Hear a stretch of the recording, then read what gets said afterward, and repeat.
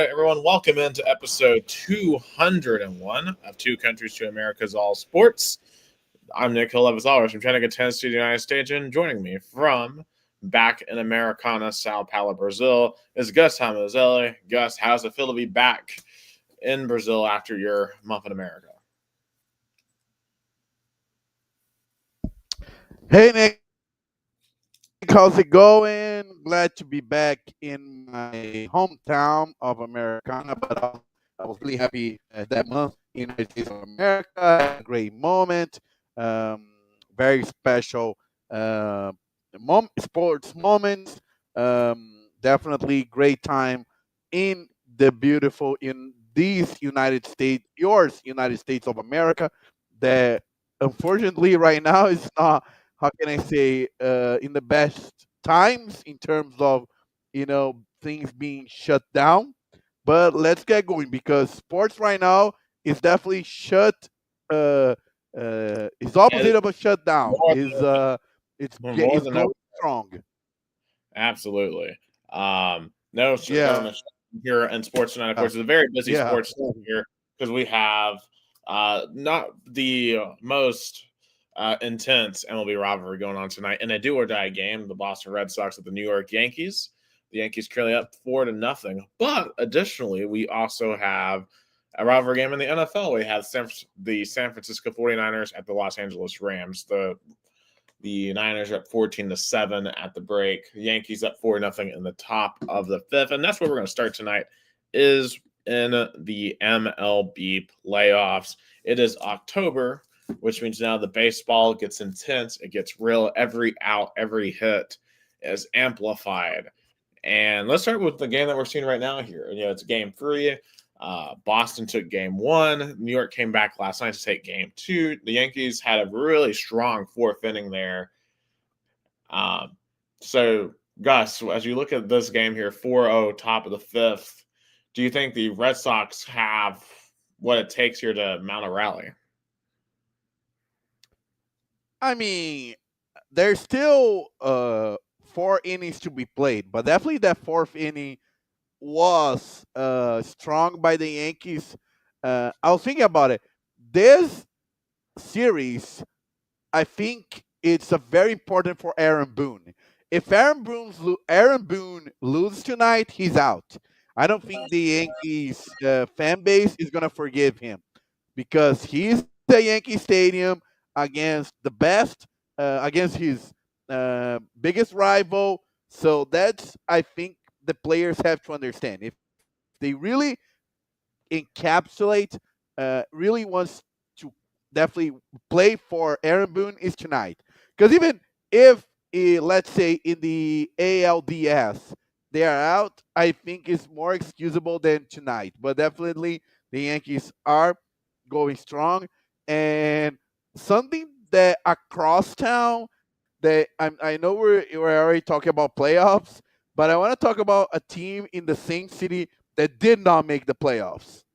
Right, the New York Mets, the one of the most expensive rosters in the entirety of the sport for just every single year, just seemingly they always have so much talent on that roster, but they always seem to find a way to come up short, Gus. And they were in the playoffs for the majority of this year until the very end, Gus. What happened to the New York Mets, They, and how do you fix it? I mean, if I was Steve Cohen, I would have been under uh, I would dig myself into a hole and think, what else I have to do? I mean, they spent $300 million in this roster.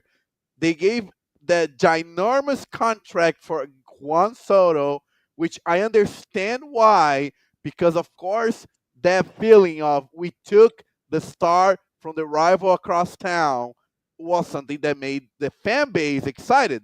That I mean, the Mets fan base is amazing. They broke the record. I mean, think about it. The team did not make a playoff, but the fans broke a record in a season like that, in a regular season.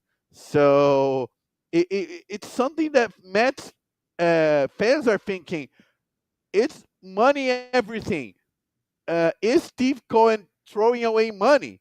because season after season the Mets keep spending money, and the results getting worse. Last year they made the playoffs, but they made I believe until the NLDS, and they were eliminated. And this year Mhm. they not even make the playoffs. Yeah, I mean, and you have to wonder, right? They're investing in all those bats, but are they not investing enough in the pitching? You know, like obviously they gave up at least 5 runs in 7 of their 11 last games. That's not a recipe for success in the MLB. And they didn't add a starting pitcher at the trade deadline. So when you look at those factors, despite everywhere else where they're investing, Steve Cohen might have a lot of money, but like, it's like if you have just a lot of money in real life, and I went and spent it on 20 Ferraris. Yeah, 20 Ferraris are really cool, but if I don't have a house or food to eat, then what good does the 24 hours do me? It doesn't do any good. And it seems like that's the philosophy of the Mets. That's a great analogy. Great analogy. Because in the end of the day, pitching is what hurt them in the end. And I'm sorry, you cannot lose a game to an eliminated Miami Marlins, even though they were playing on the road. But come on, Lone Depot Park, it's anything but a hostile environment. I mean, Mm. Mets fans probably swarm. I mean, I was jealous because, unfortunately, due to me not playing well, I wasn't in the first game of the series on Friday.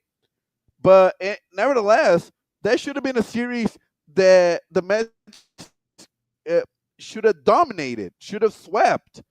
And that loss on Saturday, that loss on Friday, that made Mets fans thinking, are we gonna blow again? And I was research and I didn't know that, but it wasn't even the first time the Mets blew were eliminated in the regular season in the final series against the Marlins. It happened like 2 decades ago. So I mean, it's infuriating to see a team with so much money spent on, with fans so engaging, being eliminated like that by one freaking game. Especially when you're getting eliminated by teams like the Cincinnati Reds, When you're getting you know, a team that does not have anywhere close to the same amount of resources that the New York Mets have. You know, like it really goes to show that when it comes to the MLB, right, it's not just about how much money you can spend. It's like the Dodgers. People try to be like, oh, the only reason why they won the title last year is because they are, they're outspending. And I also want to shout all my watchers here on TikTok. We have a question from Deshaun Hebel. He's asking me if he should trade Kyler Murray and Drake London for Devontae Adams and Rashee Rice. I'm 3-1. Who are your other? Who's your other quarterback options there? I guess would be my question, because Rashee Rice definitely has like a big trajectory whenever he comes back from, um, his suspension. Adams, he's good, but he's still wide receiver 2 on the Rams. If you have other good quarterback options, I would probably lean towards doing so, but depends on what your other quarterback options are. And he's asking if I'm going to be at the face up of on it. Do I look like I'm going to be at the face up of on? Anyway, thank you guys for watching. 2 Countries, 2 Americas, all sports. Also, shout out to Marcelo Di Senna But on the face. yeah, he's talking about Brazilian soccer and telling that this podcast is very interactive. That's what we're trying to do. I mean, we love when we have people participating. But back to the MLB side. But one thing I have to say that I was happy about, that the only thing that comforted me in this match elimination, it was the Cincinnati Reds get in, because if a coach deserved to be rewarded, was Terry Francona. I mean, this guy is, for me, the best baseball manager in the 21st century. What he was able to do in Boston, in Cleveland, and now in Cincinnati is unheard of. Right, and everyone remembers the memorable 2016 Cubs World Series, but it would have been equally as remarkable if Cleveland had won that World Series. With how long it's been for them and how long it still has been for them Yeah, since winning the World Series. no, and I mean, he was the coach of the most improbable run in playoff in any American sports. Was the Boston Red Sox ALCS comeback after being 3 games down. I mean, that was unheard of. And I thought the Reds played the Dodgers tough. I mean, they got swept, but I mean, they played tough. They just obviously the Dodgers had too much for the Reds. Yeah, But makes you yeah, wonder what the Mets could yeah. have done in that situation. Yeah, I think the Reds fan base are happy just to make it. They knew was Davis against the Goliath. They knew the Dodgers had a better roster, but I mean, they're gonna be back next year. Absolutely, and NL Central is definitely well. I mean, it's been a very competitive division, right? Because you look at what the Brewers did this year, kind of a surprise number one seed in the NL, and obviously the Cubs, with a very impressive series win here over the Padres, and they really had to kind of grind that one out today, a 3-1 win in Game 3. But hey, the Cubs, I mean, it's Wrigley Field, like obviously there's something about Fenway Park during the playoffs, but like Wrigley Field during the playoffs is just peak baseball aura to me. Oh yeah, oh yeah. You don't want to be a road team at Wrigley Field on a playoff in the playoffs. 100%. Like those, obviously, they do have the title from 2016, but still, there is still a hunger there. Also, we Yeah. also mentioned Cleveland. How about, storming all the way back during the season to take away the AL Central crown from Detroit just to get eliminated by Detroit in 3? You know, the, the irony there is strong. It's kind of interesting thinking about how, because my problem with this format is it just feels like you take a 162 game season and it just doesn't matter when it comes to October. Um, at I least to I me. I I, I think at least it's fair. I mean, a couple of years ago, remember, it was a do or die game. It was a one game. Remember, everybody complained about, oh, you cannot resume 106, 100 plus games, regular season into one game. Now it's fair. I think that should be a best of three. At least the lowest seed have one home game, and the highest seed have two opportunities at home to close the deal. So I think that's the best system possible. Because I remember how much people bitchy about it. Oh, we cannot be a one game because it's so many games in the regular season, and one game it's a lot of factor. In 3 games, it's different. And also, too, why are we still doing the whole playing of playoff games in the middle of a workday in the week? This never has made any sense to me. We talk about this every single year.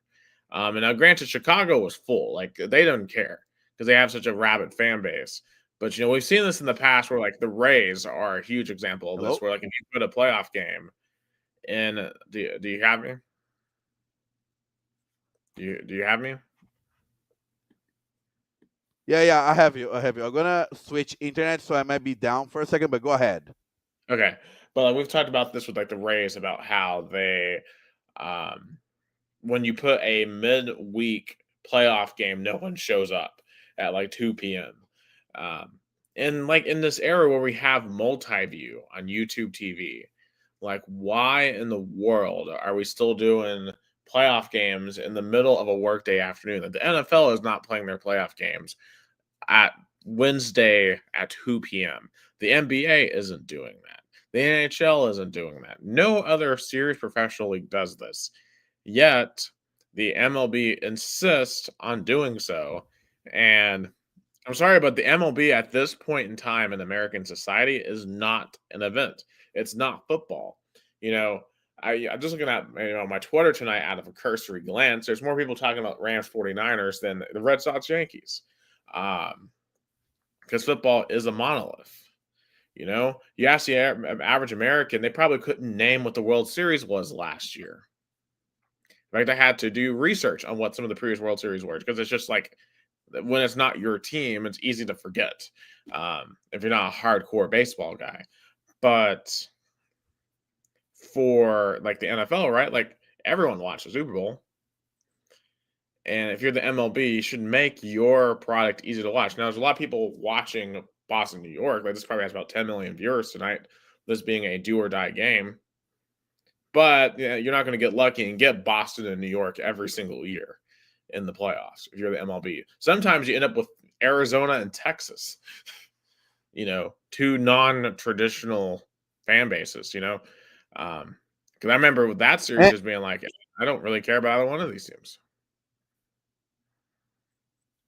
And also, for example, we just talked about the Cubs fan base and what they do at Wrigley Field. It is even more remarkable they do that on a weekday afternoon. I mean, we already bitch about that, Nick, in the past, but I still don't understand. I mean, the MLB, especially in this 3-game format, has to figure out a way to do that on the weekend. I mean, finish the season later, finish the, let's say, and I would rather end the regular season on a Thursday or when. Because you're going up against football this time of year. I don't blame them for not doing it against football this time of the year. You know, like what Tuesday, Wednesday is your best day to do this during the week, but you just shouldn't cram stuff on Tuesday afternoon. I guess that's fair. Yeah, I guess it would have been better for the fans to have more channels, and now there's like ESPN 2, 3, 4, and whatever. Plus, put even ESPNU, but put, I guess, more night games. I mean, but fans would love to have these games 7, 8, 9 p.m. I mean, instead of 1, 2, or 3 p.m. 100%. Now, I guess that's what you say. Yeah, exactly. You know, like Padres Cubs should have been a layered kick. Let me think about this for San Diego. Every single one of those free pitches were like at 11 a.m. You know, like that's insane. You know, so I think you've got to go back to the drawing board there to really make the product more accessible. Now, obviously not a problem. Yeah, but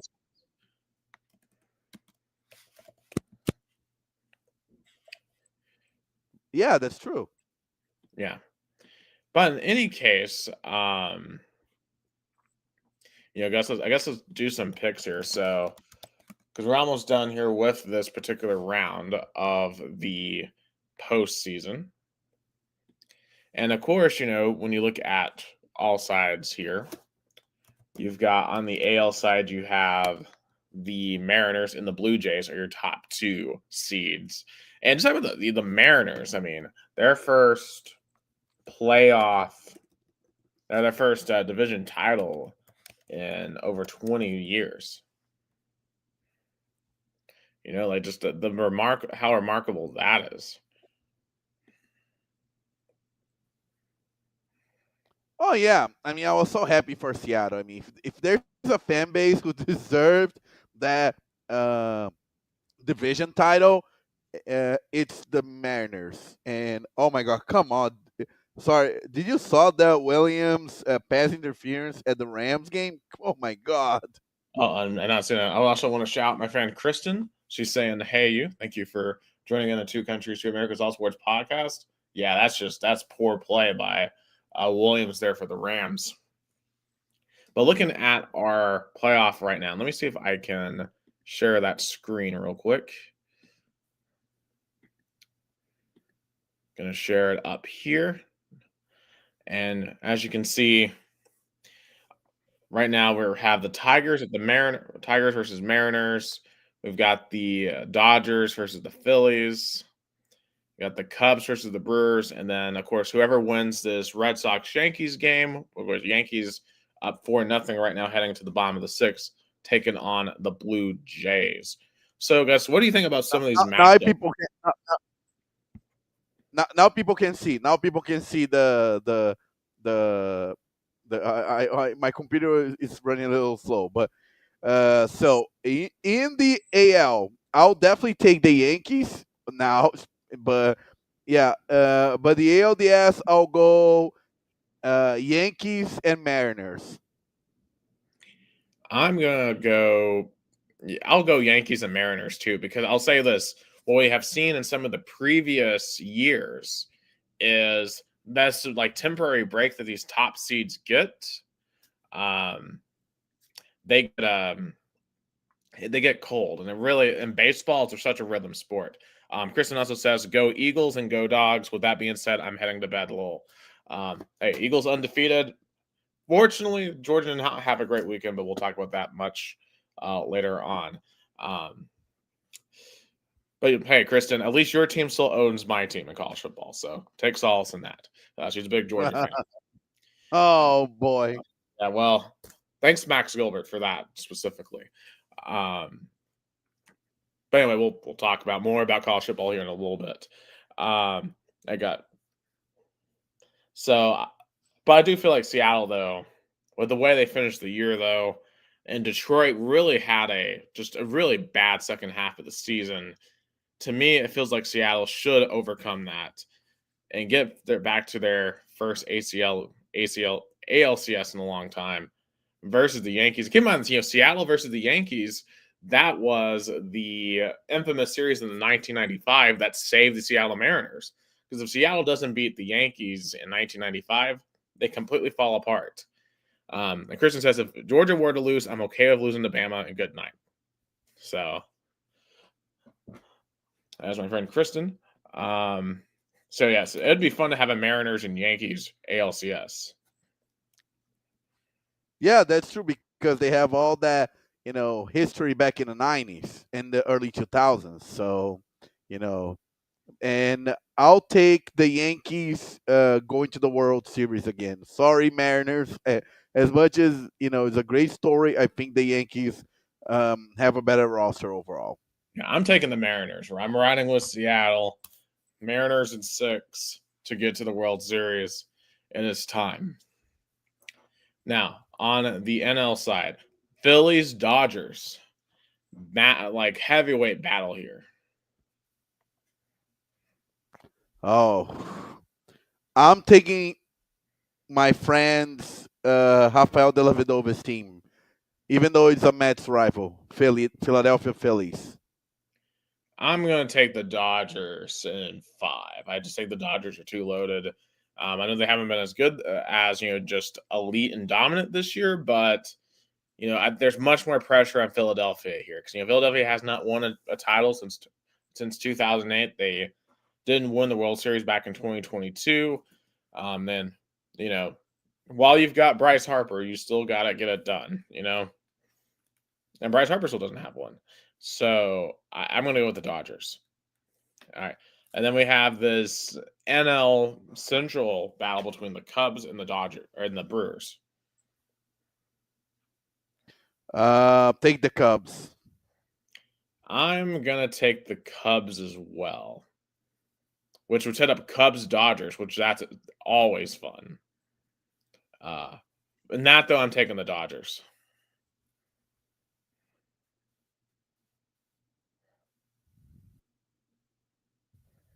I guess who do you have one in the NL? I'll take the Phillies. I think it's going to be a of the 2009 World Series. So you're going Phillies, Yankees. I am going with a completely West Coast World Series. The Mariners and the Dodgers. And I don't know when the last time we would have gotten one of those. I mean, I know back in the earthquake year we had the A's and the Giants. Yeah, the Battle of the Bay, 1989. Yes. That I like that documentary. That 30 for 30 is amazing. Yeah. So, and for that, I probably will take the Dodgers. But man, it would be cool to see the Mariners go all the way because there's this really cool documentary by John Boyes, one of my favorite documentarians online, who does sports stuff content, and he has like a 5-hour series on the Seattle Mariners and how they've been mostly cursed. And actually, the guy who named the team, they don't know exactly who he is. Like some guy just anonymously sent in that he wanted to name the Seattle baseball team the Mariners because of the relationship between the people of Seattle and the Puget Sound and the Pacific Ocean. And they tried to give him his award, which would have been 2 free tickets to a game. They couldn't find him. They don't know who it is. So the person who named the Seattle Mariners is completely anonymous. And that quote always has stuck with me that's the very last line that John put into his 5-hour documentary of the Seattle Mariners. And I believe he ended it right at, might have been Felix Hernandez's last game. So, and I also think of Macklemore too. He has a song called "My Oh My" that talks about that '95 series against the Yankees, which would be cool to see them play the Yankees in the ALCS. So, I don't know. It's kind of weird because obviously I've never been to Seattle, but I do have a soft spot for the Mariners. I do want to see them do well. Yeah, I mean, I predicted the Yankees making the World Series, but I think the Mariners winning it all would be one of the coolest histories in the 21st century American sports. It would be kind of like the Cubs in 2016. Gus, are you seeing the football game right now? It looks like Mac Jones is hurt. Yeah. Boy, yeah, I was going to literally say about that. What a Yeah, Brock Purdy was already hurt. Oh my god! I mean, the San Francisco Giants is the most cursed. Go ahead. Yeah, I'm saying that's Brian Young who got the hit on Mac Jones. They injured him because Brian Young is a VFL, went to Tennessee. So a Tennessee guy injuring an Alabama guy. Oh, that's true. But I was going to say, is the San Francisco 49ers the most cursed franchise in terms of injured quarterback? It certainly feels like it. This is just something that constantly happens every single year with them. Like they just cannot catch a break, literally ever, when it comes to injuries. Yeah. Not long ago, I think I don't remember which year exactly, but the San Francisco 49ers had to play the NFC Championship with a third-string quarterback. Oh yeah, Josh Johnson. Yeah, I remember that. And CMC. Josh Johnson. Infamous Josh Johnson. Yeah, because that was the year that Brock Purdy was the backup, and he took them all the way to the NFC title game, and then he got hurt. Yeah, that was not a fun NFC title game at all. Yeah. Yeah, but so we'll see how the MLB playoffs unfold here. I'll be curious if the Red Sox can mount any sort of comeback. But there's other MLB news here. First and foremost, for my Atlanta Braves, who obviously had just a very poor season. Brian Snitker has kind of fired, right? Like it's one of those deals where the Braves are we're ready to move on, but we want to give you dignity. So he had a kind of exit press conference. Of course, Brian Snitker is a World Series champion. He led us to the 2021 championship, won 811 games, and also, thanks to Gus, have this autograph of him. Remember getting this for me a couple of years ago?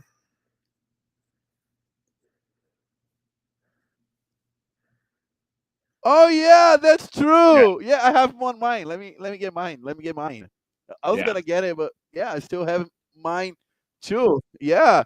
And I remember he recorded a video too that you sent me as well. And I never got to meet him, but the fact he was willing to do that shows that he had to have been he has to be just a great guy. And I really hope he enjoys retirement because hey, you won a World Series as a manager, and you don't really have much more to prove. And he had us basically in the playoffs every single year outside of this year, but I don't blame him for that as much as just bad luck with injuries and just personnel moves. Stuff happens. You're not going to make the playoffs forever, and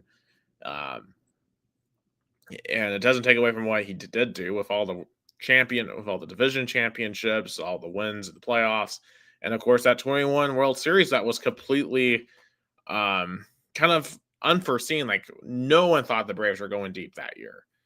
There's been several other years where we thought the Braves could go deep, and that happened to be the one where we did. And of course, obviously, that it has lore in our podcast here. Literally, episode 3 is us reacting to Brian Stinneker's Braves winning the World Series. So really, I think truly the first classic moment of this podcast is that moment. So, Yeah, that's true. That's true. Yeah.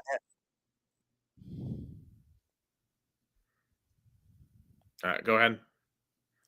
No, no, and I was gonna say, yeah, you also remind that moment, special moment. I was privileged enough to go to that breakfast with him at the Cool Today Park, and he treated everybody with patience and respect. And I was so unlucky that you weren't in Florida, because that was such a great Saturday morning.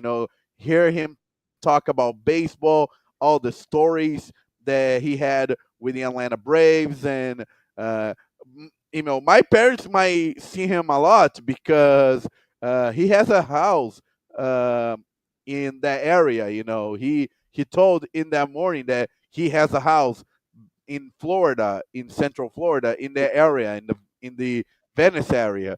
So my parents might run into him, because that stadium area is really close to where my parents live. But he achieved it so much, especially building, at least in the NL East, the dynasty that the Braves were. I mean, the Braves were the team in the NL East from perhaps this last decade, from 2016 to at least 2024. At least 2024, the Braves were dominant in the NL East. And of course, that World Series in 2021 kind of, rewarded a generation well built, well coached. Ronald Acuna, Ronald Acuna, Remember, Freddie Acuna was hurt Freeman.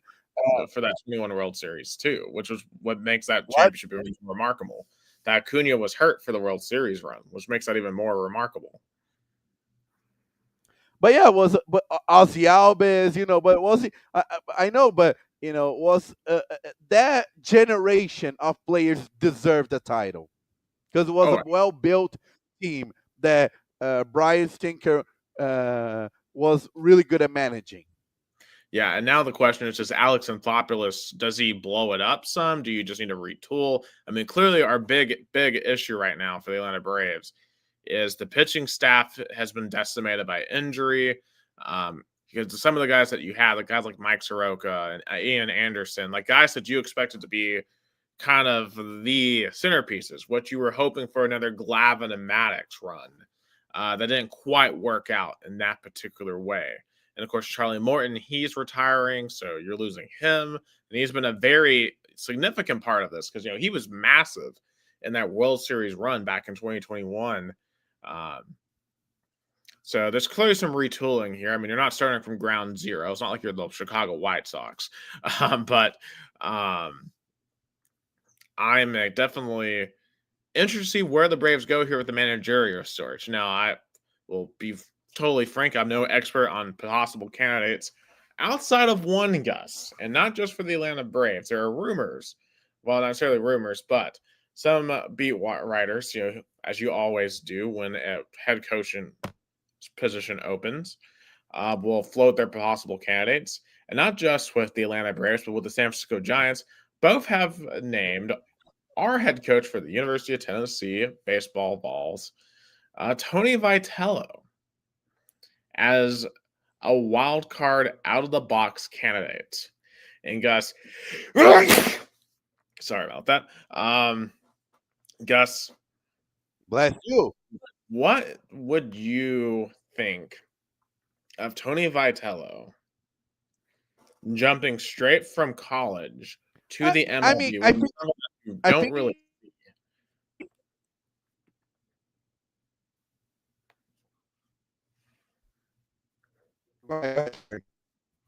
Yeah, no, that's just asking you. What do you think about that?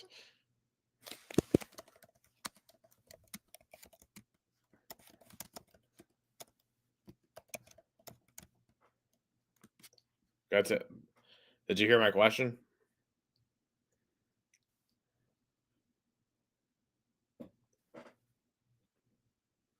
I think he might be frozen, but I see the video still moving. Okay, so I don't think Gus can hear me right now.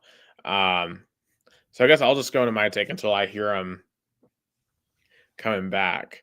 Um, but obviously, I'll definitely say up front. Obviously, I hope this doesn't Can happen.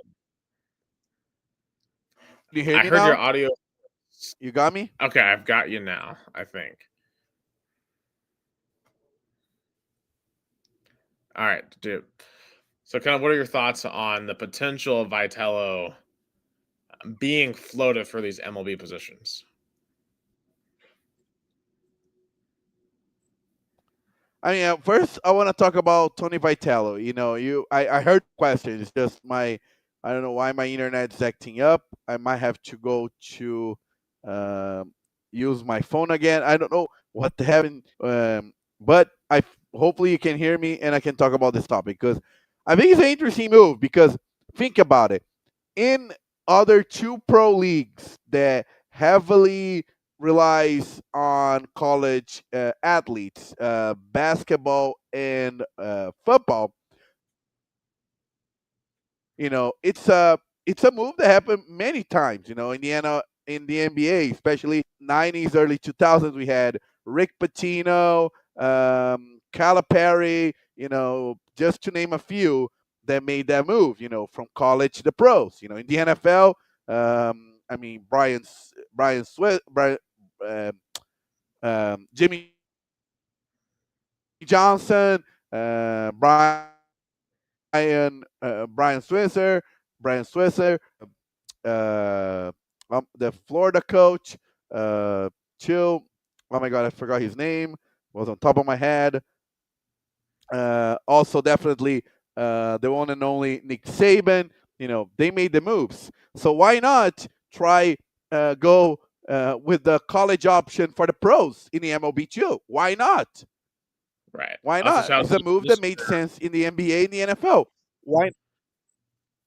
Right, and shout out to Mr. Go Show ahead. Moser on TikTok. He says, "You're looking so American," and then says, "Aren't you?" And yes, I am American. So, you know, so thank you for the comment. Um, I'm gonna have to actually kind of disagree with you here. So, I think going from college football to the NFL or going from college basketball to the NBA, while those leagues obviously have massive differences between the college and professional levels, college baseball and major league baseball are very, very different, right? Like in college baseball, you have your one team you're concerned about, the recruiting, and you get your guys and you're focused on your program. But in major league baseball, right, you've got not just your team, but you got all the minor league teams under you. And it's a much longer season, 162 games.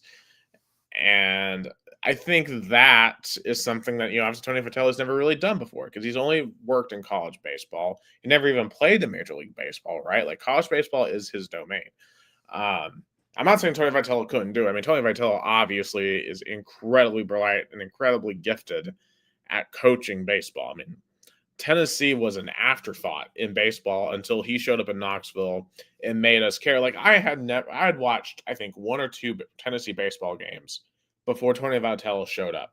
He made us care about Tennessee baseball. Like I remember when being a WTK and going to interview him about baseball, I'm like, I had to do my research because I didn't know anything. I didn't know because like I didn't care about Tennessee baseball, but he made us care. From post COVID on, 2021 on, he made us care about college baseball and the Tennessee Vols. And of course, the 2024 championship that was won on my birthday, June 24th, 2024. One of my favorite birthday gifts ever. It was an incredible night watching that in Knoxville. And, last year was still a really good season. They made the Super Regionals for the fifth straight year in a row, which is not normal. And of course, some people would say last year was disappointing, but it was still a super regional season. And it just goes to show how good he is when a super regional feels disappointing. And I obviously, as long as he wants to be here, I would expect Tennessee to be an Omaha contender. That being said, though, if an MLB team came to offer him, would I be mad at Tony for taking that opportunity? Absolutely not, because that's a special deal to be an MLB manager. Like that opportunity doesn't come, very often. Now, do I think he's going to get? Oh yeah. I don't particularly believe he will. And especially when you look at the Giants thing, that beat writer was basing it off the fact that he had went to Colorado to watch Jordan Beck play and may or may not have talked to some Giants people while there. But like, I'm sure they were just asking them like, hey, how did you turn Tennessee around so fast? Now, there is a parallel to an extent. The manager of the Milwaukee Brewers, Pat Murphy, of course, he took over the Brewers last year in 2024. Before, like he's been involved in MLB for several years, but he did coach college baseball from 1988 to 2009 at Notre Dame and Arizona State, won 4 Pac-10 regular season championships. But he didn't go from being a college baseball head coach straight to being an MLB manager, because he resigned from Arizona State and then eventually kind of worked his way into minor league baseball, worked his way back up the ranks. So no like college baseball head coach has gone straight to being the manager of an MLB team, especially not someone who's never been involved in the MLB. Tony Vitello, he could be that transcendent to where maybe he gets that shot. But I mean, even think about this in college football. Nick Saban, the best college football coach of all time, didn't do well in the NFL. John Calipari and Rick Pitino, 2 of the best college basketball coaches ever. Neither one of them did very well in the NBA. And I think would be harder for Vitello to go from college to MLB than it is to go from college to the NFL.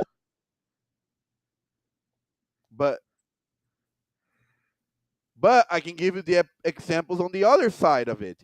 Jimmy Johnson had a successful career as a college football head coach in Miami, and then he went to Dallas and won Super Bowls.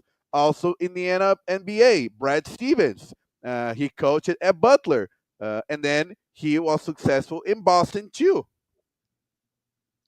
Right. Well, Brad Stevens never won a championship at either place. Well, granted, Butler, you got to give him a pass there because it's Butler. Boston, though, got LeBron. But he was, but he was the executive when they won a couple of years ago. That's fair. That is fair. Granted, Indiana fans have kind of long thought he would come and save the Hoosiers, but he never did. That's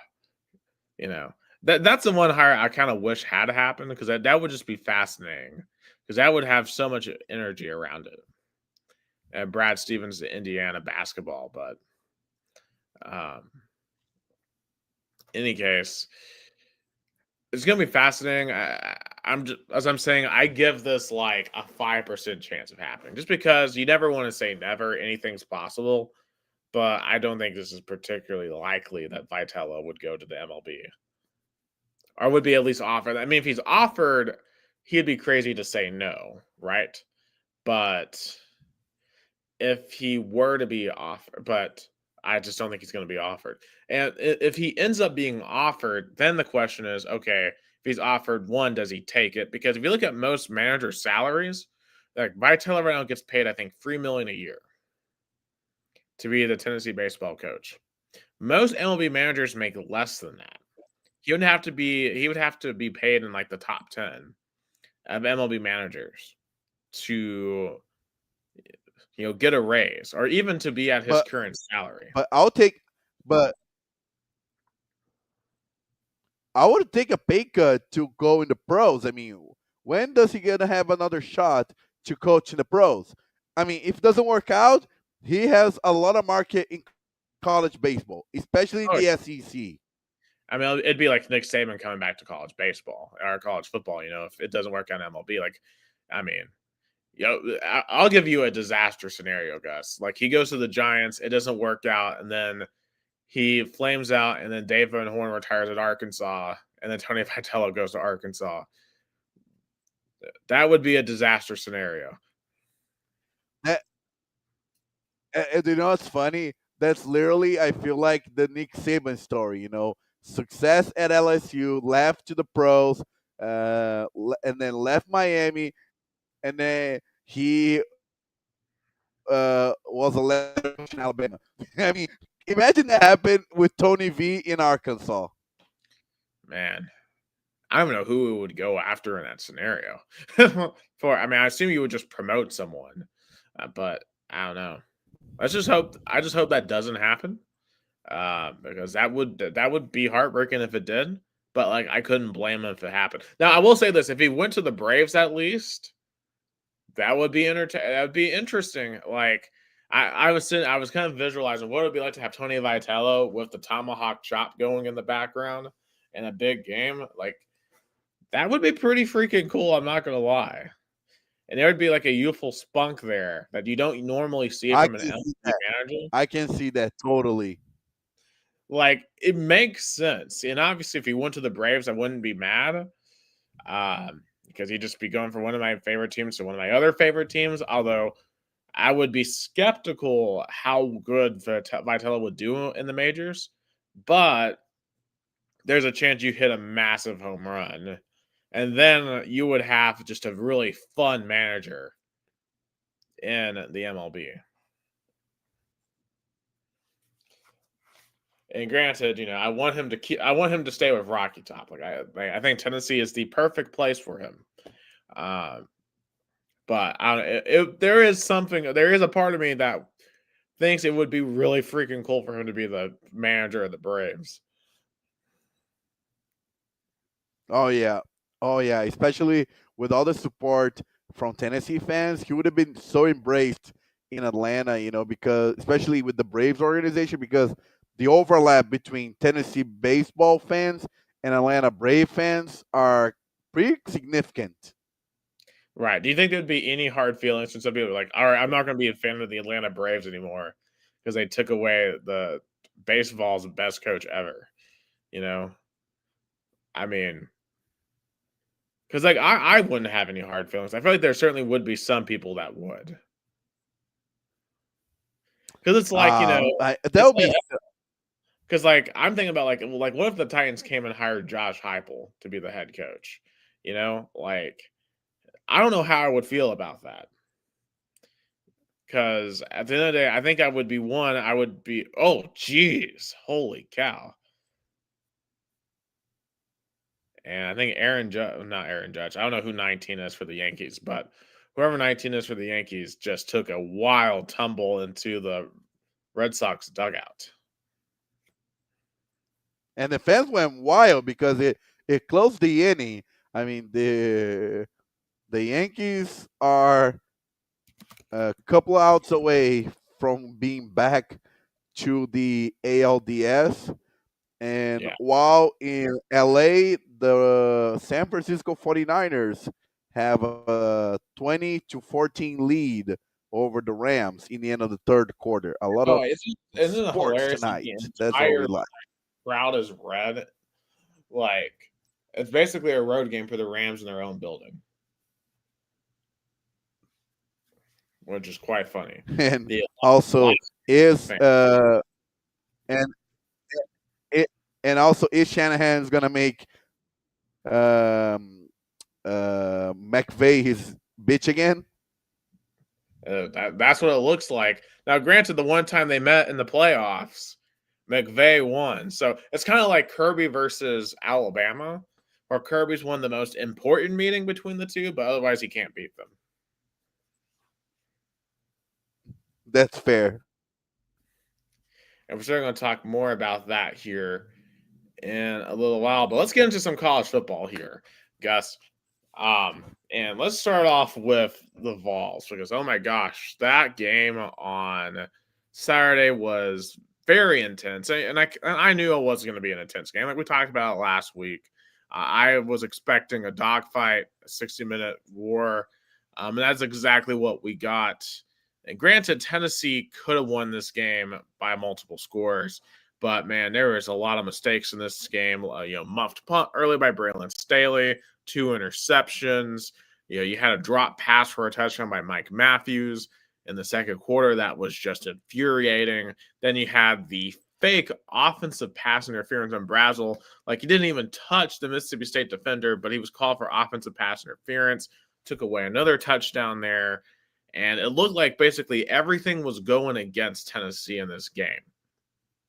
But somehow, some way, the Vols found a way to come back from a 34-27 deficit. Joey Aguilar leading a poised drive, 6-minute drive. He was 6 of 6 on that drive, including a game-tying running touchdown. And then we went to overtime. Deshaun Bishop had a 25-yard touchdown, and we were able to stop Mississippi State at the goal line, silence the cowbells. I think, Gus, this was a massive win. And I know it's Mississippi State, but they're a much better team this year.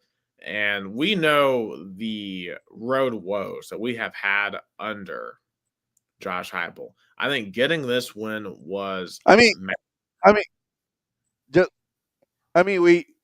Vols were in that scenario last year in Fayetteville when they lost to the Arkansas Razorbacks.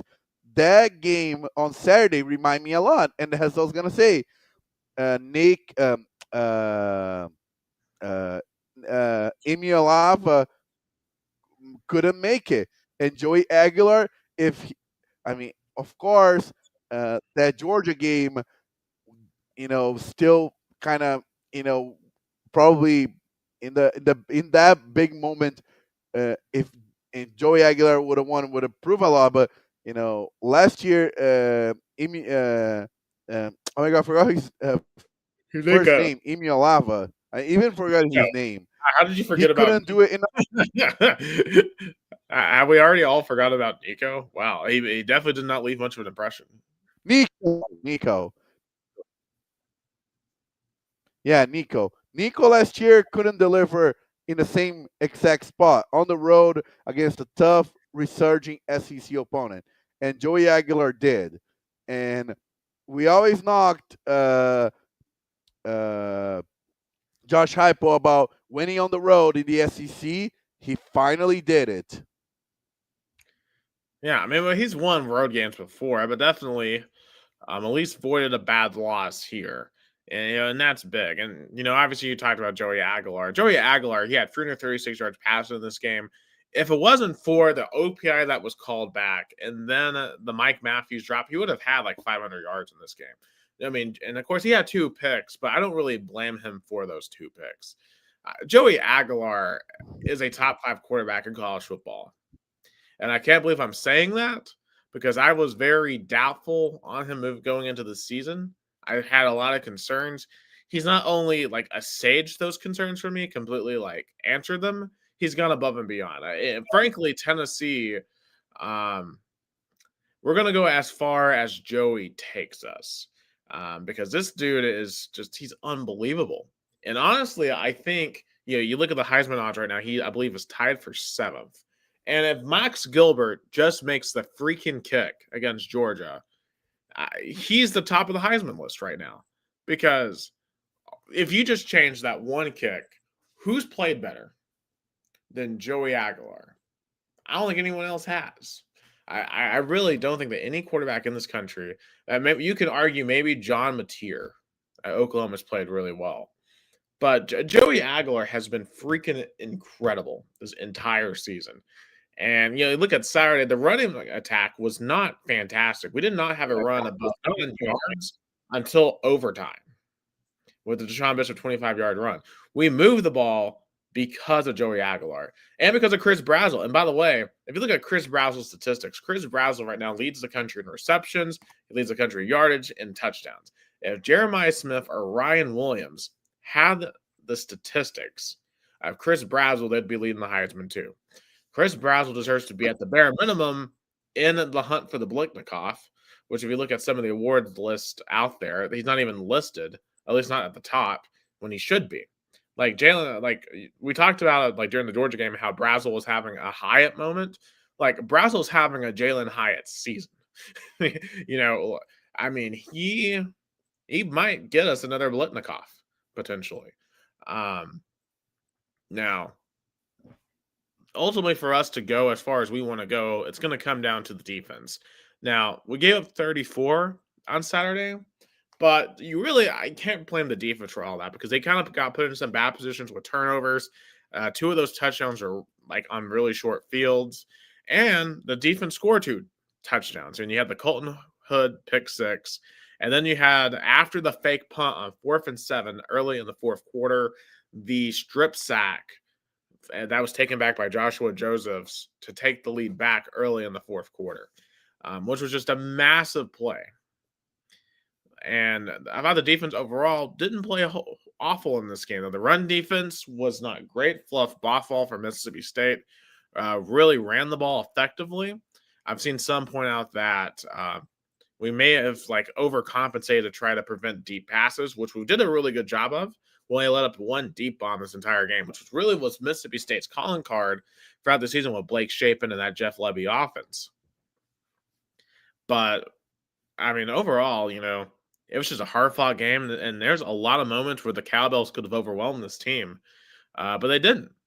And I think that's really good moving forward, considering that it seems like we're going to be in a lot of these close, high-scoring games. Now, the good news is it appears that both Jamar McCoy and Davion Hobbs are going to be back next weekend for Arkansas, and hopefully that gives us a much-needed boost on defense, because if we can just get a 50% boost on defense, we're going to be in, I think, really good shape to win the majority of the rest of our games. And the question becomes, can you get to 10 wins and get back to the playoffs? Yeah, I think this bye week is gonna come in a good time, definitely. And I think that's possible.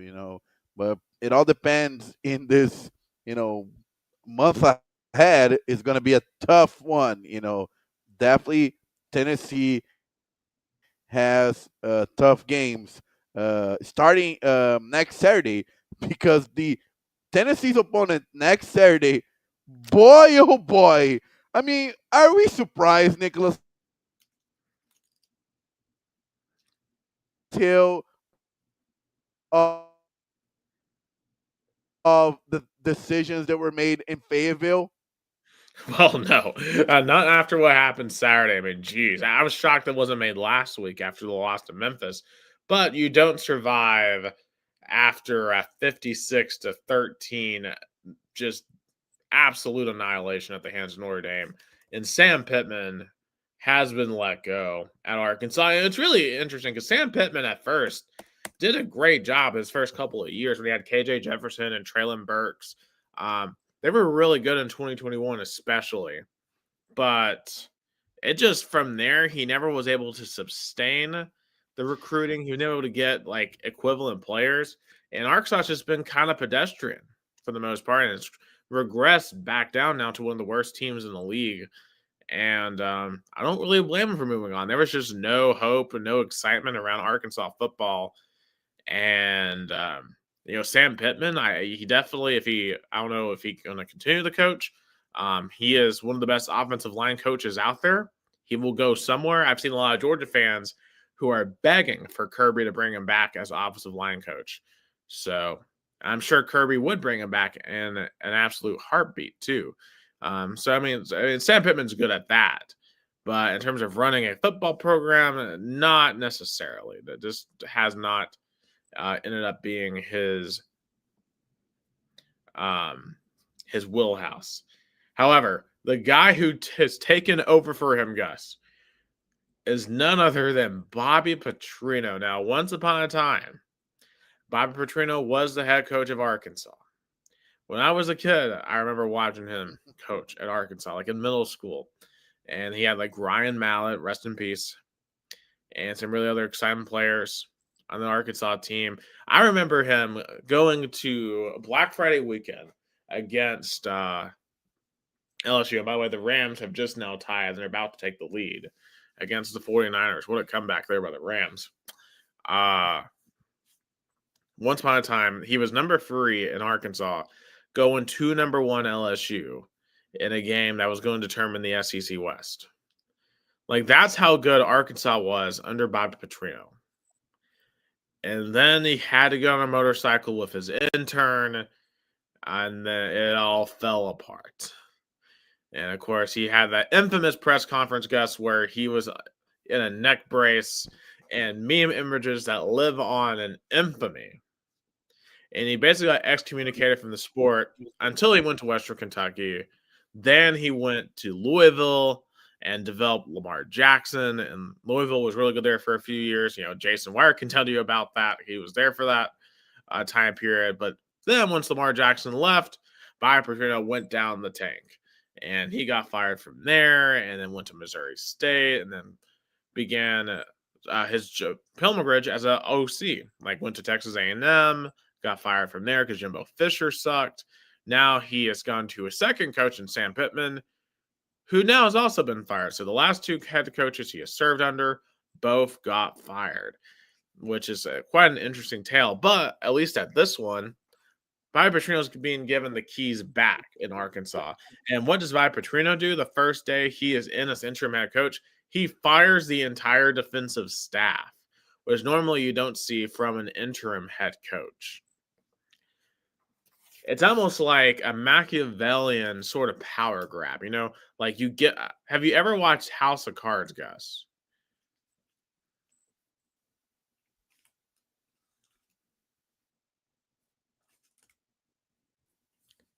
I think that was a nod. That was yes. Oh yeah, Bryce Underwood.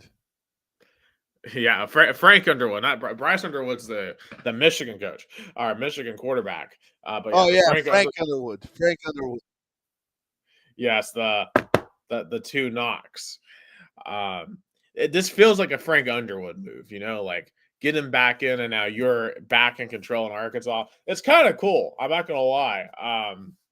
Now, if I was an Arkansas fan, an Arkansas alum, this would be quite shady, you know, like, because let's be real, he abused his power as head coach, and we don't know the full details of the relationship between him and that intern from 15 years ago.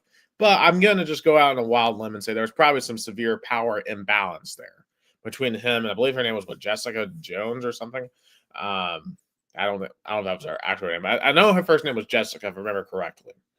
And let's be real, you're talking about a head coach versus a college intern on the volleyball team. Like, Bob Petrino should have been the adult in that situation and should have known better, right? Like, you have a wife, and you know you shouldn't be taking advantage of a younger woman like that. And Bob Petrino, being the notorious scumbag that he is, right? I mean, look at the way he left the Atlanta Falcons in 2008. You know, he basically gave all the players a sorry note, a goodbye note after 13 games. It wasn't even man enough to tell him he was leaving. You know, like Bob Petrino is just a notorious scumbag. And I'm not here to throw rocks. We're all sinners at the end of the day. But let's just say you don't hire Bob Petrino to be your head coach for morals. You know, I mean, you hire him to be a football coach. And Bob Petrino in 2025, I don't know if he truly has the potency to be a top tier football coach. And I don't think he's necessarily just going to turn Arkansas into a machine here in 2025, especially with this roster. Like, this defense is horrible for Arkansas. It's one of the worst defenses in the conference. Taylor Green, I think, has a lot of talent for Arkansas, but man, it did not show against Notre Dame. And obviously, we're just kind of waiting to see what happens here with the Razorbacks as they get ready to come to Tennessee next week.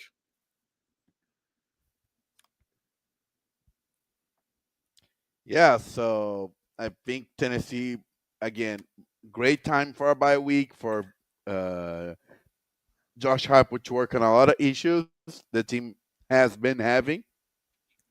But yeah, I think it's gonna be a great match, Right. and And of I course, we'll think talk more about that game next week for sure.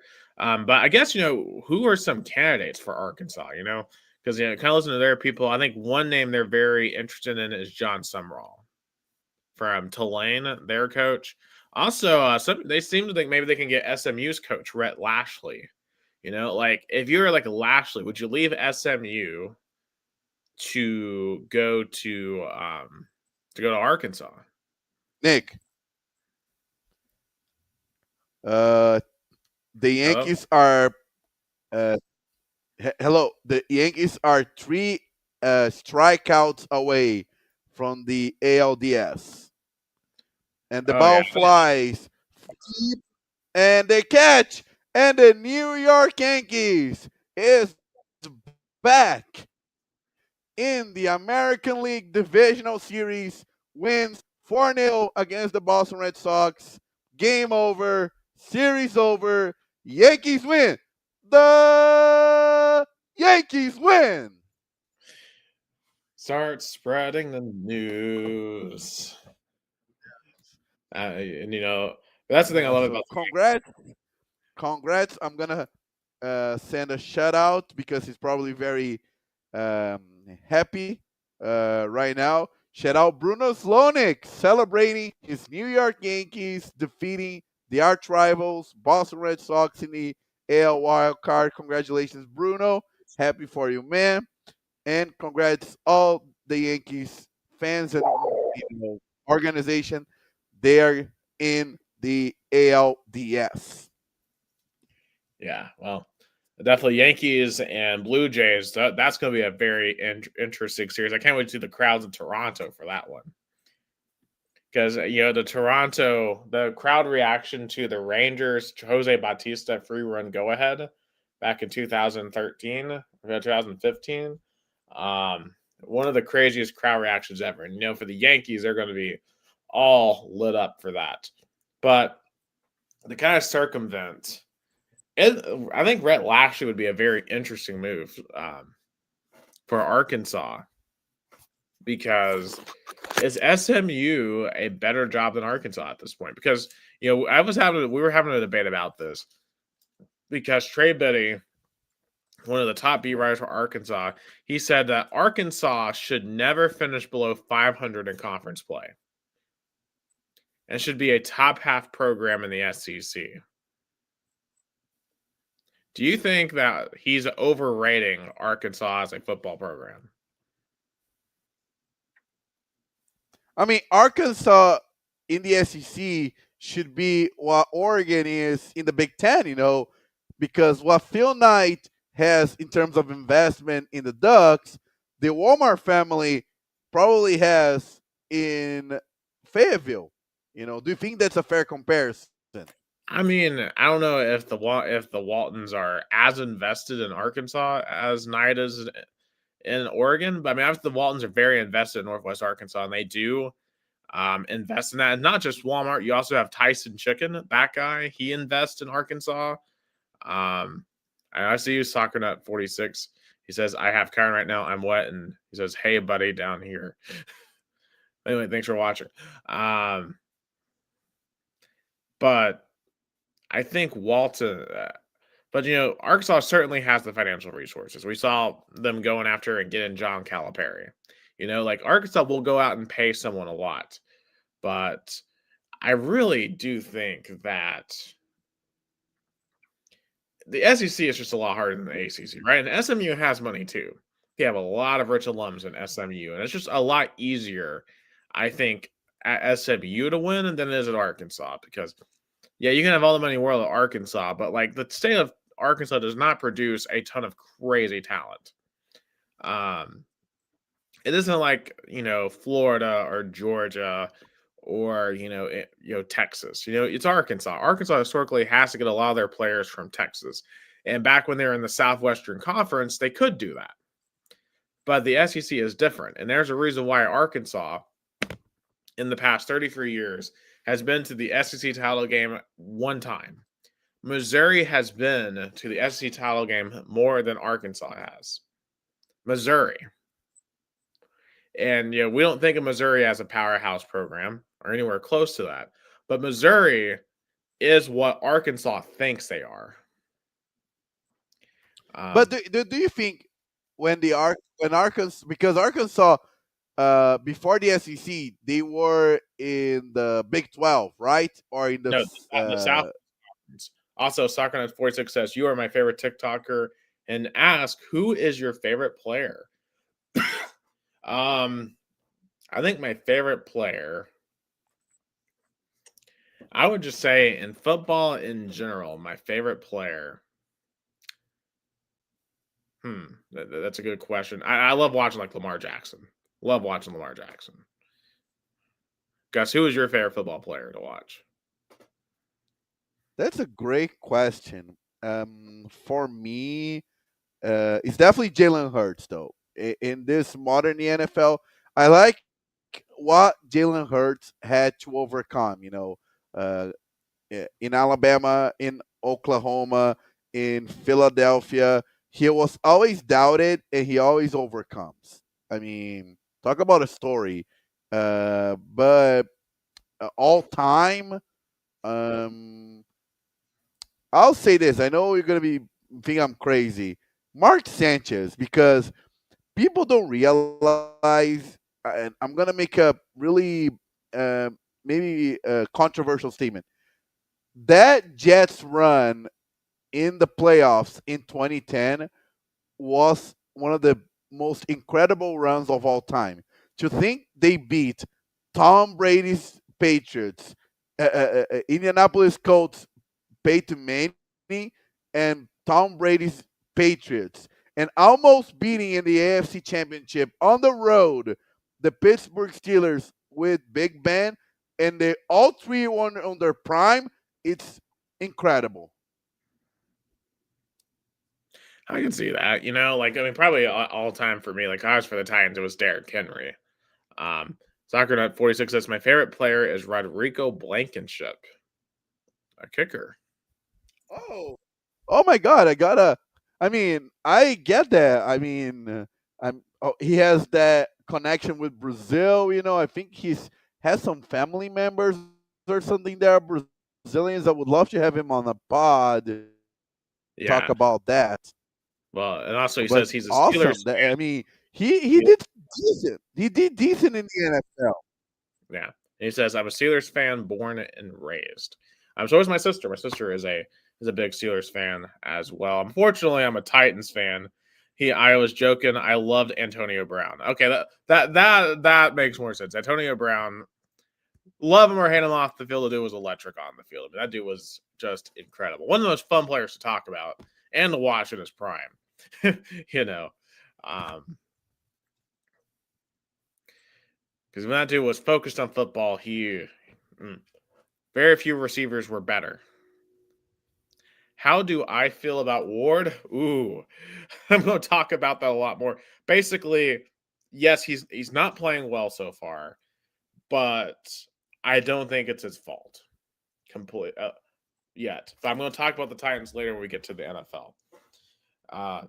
Back to the Arkansas discussion. I think they have the funding to be much better, to be top half. They probably could, at their best, be where like Ole Miss is right now, right? If you find a Lane Kiffin, because Arkansas has the resources to be better than Ole Miss, but it's just about finding the right coaching hire. And you look back at their previous hires, right? Before Pittman, you had Chad Morris, who was just awful. Probably the worst SEC hire of all time. I mean, this dude was losing to North Texas 44-17, losing at home to Western Kentucky 45-19. Just awful. Then before that, you had Brett Bielema, who had some good years, but he was always a weird fit at Arkansas. And clearly, Bielema is just better in the Big Ten. Look what he's doing with Illinois right now. Look what he did at Wisconsin. He should have stayed in the Big Ten. Never should have come down to the SEC. Before that, obviously, you had Mike Petrino, who you had to get rid of because of the motorcycle incident. Then you had Houston Nutt, who was good, but he wasn't great. And plus, let's be real, he was carried by Darren McFadden. you haven't been great since like the 1970s. And really, if you look at like all their conference, they have 13 conference championships, but they were all from the Southwest Conference. And you got to remember, the Southwest Conference was just Arkansas and then all the Texas schools. So they were going up against like Texas, Texas A&M, Texas Tech, TCU, SMU, Houston, Rice, like that. That was their competition in the Southwest Conference. Because remember, Oklahoma was in the Big Eight. So, because for a long time, up until the 90s, Oklahoma and Texas were not in the same conference. They just played the Red River rivalry as non-conference opponents. So for Arkansas, right, like only really like outside of Texas, like there really were not any other powers. Like Texas A&M obviously had a good football program, but Texas A&M is, we all know how much of a choker program they are. Like they haven't won a championship since 1939, at least a national championship since 1939. So for Arkansas, yeah, Arkansas and Texas ran that conference for a long time. So they did rack up some conference championships. But I think, when it comes to the SEC, like Arkansas just does not have that same pull. I mean, Arkansas and South Carolina each entered the conference in 1992 and each have made the championship exactly one time. So forgive me for not thinking that Arkansas is a power program because they haven't been for the last 30 years. They might have been a power program 50 years ago in the Southwest Conference. They're not anymore. But with the right hire, right, like with a John Summerall, maybe we can get Rhett Lashley. I don't think extending Bobby Petrino will be the right move, but we'll see there. I just have my doubts that Arkansas can be a true top tier winner. Like obviously Tennessee, like when you look at the resources that we have, like I don't think Arkansas will ever be Tennessee. I mean, I know they beat us last year, but winning a game is one thing. Like Vandy beat Alabama last year, but no one is going to sit here and tell you that Vanderbilt's a better football program or even a remotely comparable football program, to Alabama. Like, I don't ever see a scenario, guys, where Arkansas is like a top 5 program in the SEC. And also Arkansas has one thing kind of like Nebraska, where they don't have a rivalry game. Like, what is Arkansas' biggest rival? Historically, it was Texas. Don't have it. Historically, it was Texas and Texas A&M. But Texas A&M was, they play at Jerry World.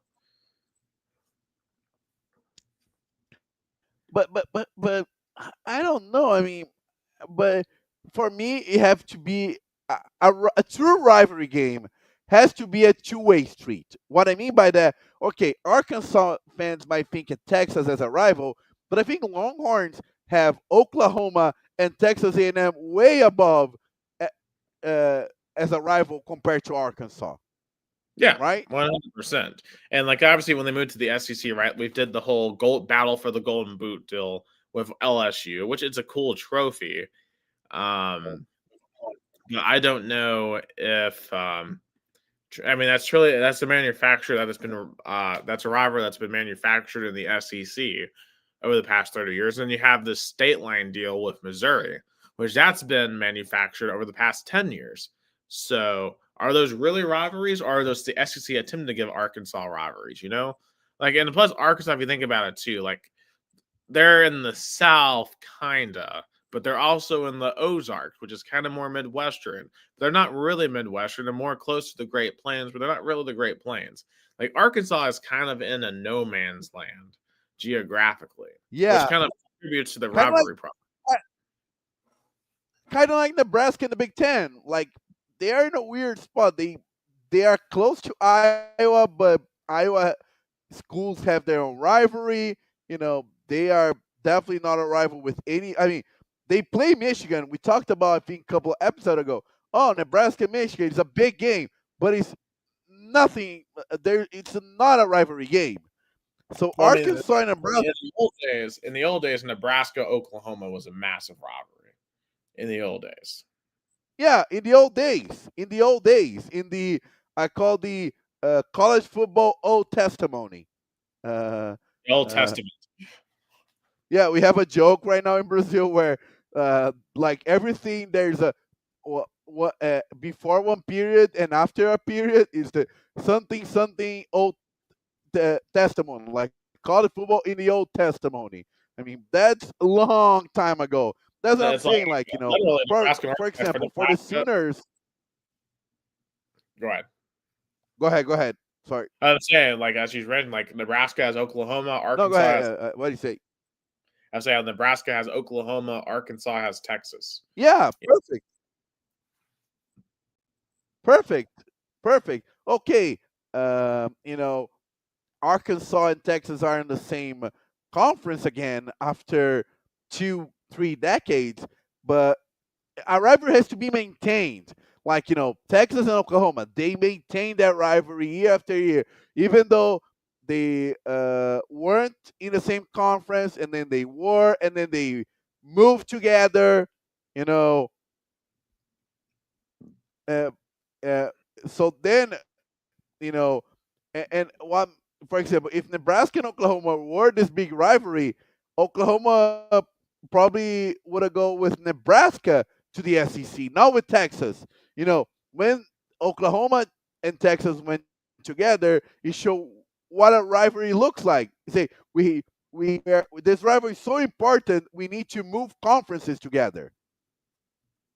Yeah, I mean, you hit the nail on the head there too. And of course, obviously, when that move happened, we all thought the Big 12 was going to die, and well, the Big 12 has kind of managed to kind of still be a decent little conference out there. Yeah, but it's definitely weird times to be Arkansas. I'll be curious to see what coach they get, but we'll see how the second Petrino stint starts next week in Knoxville. And of course, we'll preview that game much more next week. Now, to some of the other games that happened last week. Oh, yeah, also we didn't really finish the Tennessee Mississippi State games. I want to go back to there for a second because I do have to kind of complain about Josh Heupel just a little bit. The end of regulation, Gus. Go ahead. We had all 3 timeouts with 146 remaining. And we didn't even get into field goal range because we wasted about 30 to 40 seconds just being kind of lackadaisical on offense. Now, I've heard some people defend this by saying, well, we were just trying to run out the time, make sure that Mississippi State didn't get the ball back, nor did we really want to put Max Gilbert in another position where he might miss another game-winning field goal, which I have a couple of problems with. One, you should be trying to win the game. You have 146. You were at, I believe, your 30. So, all you had to go was about 50, 60 yards to get into reasonable field goal range. And considering that Joey Aguilar and Chris Brasley have been your 2 best players all season, I think I would roll the dice and go with my best players there in that position to win the game. 2, and Jason and I were talking about this. If you don't trust your kicker in that spot at this point after the Georgia game, then you may need to go and find another kicker. And I hope during this bye week, Josh Heupel and this staff come to a decision about the kicking game. Because if you can't trust Max Gilbert because he missed a Georgia kick, then you're going to need him again at some point. You may need him to have a game-winning kick against Alabama or Oklahoma or Vanderbilt or someone, And you were going to need him here Saturday if you had managed the clock better. Now, granted, some of that may have been on Joey Aguilar for maybe mismanaging the clock a little bit, but that was oddly bad. And I don't normally see Josh Heupel make just blatant coaching errors. That was a blatant coaching error, and that could have cost us the game. And that would have been truly one of the first times I would have had to come on here and say Josh Heupel lost us the football game. And there's some people who say that Josh Heupel lost us the game against Georgia, but that's a missed kick. I don't blame Josh Heupel for that. I would have blamed him for this loss if we had lost, though, because you didn't get. I don't feel like we were given a chance there at the end because we weren't aggressive at all. It worked out ultimately, but I really didn't like rolling the dice in overtime instead of trying to end the thing in regulation.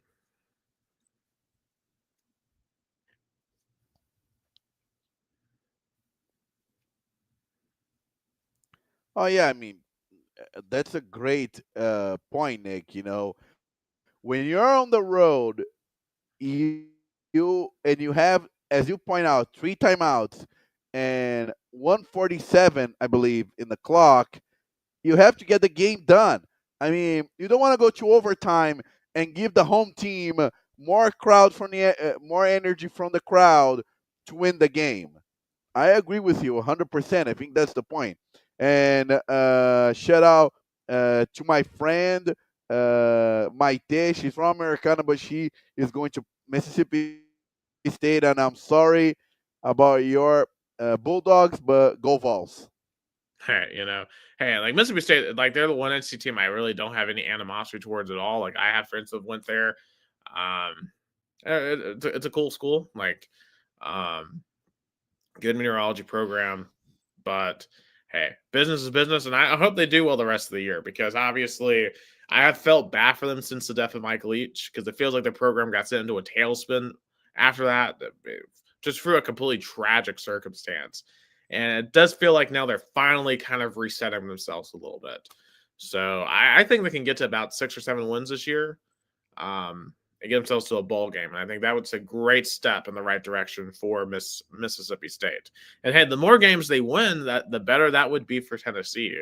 I would love for that game to be a really quality win if we're sitting here at the end of November and early December arguing resumes. So selfishly, I want Mississippi State to go and win some big games the rest of the year. Now, in some of the big games that we saw over the weekend, Georgia cannot beat Alabama. They just can't. Like Tennessee can't beat Georgia. Georgia can't beat Alabama. I picked Bama last week over Georgia because I was just like, Georgia can't beat them. And Georgia still can't beat them. Like Ty Simpson played a very good game here. And obviously, especially in the first half, Bama was moving the ball up and down the field. But what was, I think, more alarming for Georgia is Bama could not score in the second half. Georgia had ample opportunities. And I think that this series is amplified by a sequence early in the fourth quarter where Kirby had a 4th-and-1 for Georgia. And I think in most situations, Kirby Smart would have taken the points to tie it at 24-24. But he went for it and then gave it to his speed back on 4th-and-1 and didn't get it in Cash Jones. And that decision lost them a chance to at least go to overtime. And I think that's Kirby Smart, kind of similar to how like Ryan Day, I think, coaches differently against Michigan. I think Kirby Smart coaches different when he plays Alabama. Like Kirby Smart, I think in his entire tenure at Georgia has 15 losses. Over half of them are to Alabama. I think this game's in his head. And I don't know how you reverse that if you're It Georgia. has to. I mean, Georgia's fans were thinking, come on, Bama is probably on their don't Bama does not have Nick Saban anymore. They're in a down year. They lost to Florida State in the opener. That was our chance, and they blew it again. And Kellen DeBoer right now is 2-0 against Kirby Smart. I mean, that has to count. Right. And think about all the road games that Bama had lost. They had lost to Vandy last year, Oklahoma last year, lost to Tennessee. They had lost to Florida State. But then they finally get rid of all that bad road mojo against Georgia. Just, it really defies explanation. And it just goes to the college football sometimes is a really big mental sport. Same for Penn State. They still can't win a big game. They still cannot beat a top 10 team. James Franklin is now 4-21 against the top 10, losing to Oregon at home in double overtime, where they didn't even score a touchdown until the fourth quarter. I mean, to their credit, they forced overtime. But it felt like, going into this night, it's like, okay, can Georgia beat Alabama? Can Penn State win a big game? No to both. And it's just crazy how, it might be a different year, but it feels like the narrative stayed the same. Yeah. Saturday night was a night of new, narratives. Penn State can win a big game. Georgia can beat Alabama in the SEC play. I guess some things just stay the same The only thing because that sometimes college football has the old and new. I was about to say the only thing that didn't stay the same was Tennessee Go ahead. The only thing that didn't stay the same was Josh Heupel not being able to win on the road. Yeah, that's true. Yeah, but anyway, what were you saying, Gus? No, I was gonna say, like, I know college football right now has the old testimony college football and the new one, and it's a new era. But sometimes, things keep as it is because the mental game is sometimes the mojo. And I like what Dan Lanning said. Oh, wide out crowd, amazing, but they can't punt, they can't block. It's all about the players on the field. Oh, 100%. And Dan Lanning at Oregon, that's a guy, he's going to win a national championship eventually. And that might be this year. Because I think Oregon and Ohio State are the two best teams in college football this year. And I think they're on a collision course because I think Oregon this entire offseason, I'm sure, has had that Rose Bowl playing in their heads. How they're thinking about how in the world could we get down 34-0 to Ohio State in the first half in the year where we were undefeated, won the Big Ten. How did it unravel so fast? I'm sure Oregon has been thinking nothing about that, and I'm sure they want to see the Buckeyes. And right now, if they played, I would take Oregon to beat Ohio State. They're out for revenge. They have one thing and one only thing in their mind, and that's a great point, Nick. They want to beat Ohio State because last year, that Rose Bowl game, they lost. I know Ohio State had a lot of credit and in the end won it all, but Oregon had that game and they blew it. And Dan Lanning probably were in the first half. I mean, they just didn't show up for some reason. Yeah, they didn't show up. Yeah, so even make it even worse because Dan Lanning probably has that. We have to show up when it matters because of course last year everything seemed going great. First year in the Big Ten, we won the conference. We were the number one seed, overall seed. But then, what did that matter if they can't win when it matters in the playoffs? And it looks like uh, I don't know if San Francisco or the Rams has the ball. San Francisco has the ball. Oh, wow. Looks like it. I don't know. Wow. And the Rams, I don't think have any. Well, they have all 3 timeouts. So the Rams can't sit on it because they're on the goal line. Or the 49ers can't. Wow. Kyren Williams blowing the game. But that was a fumble. Yeah.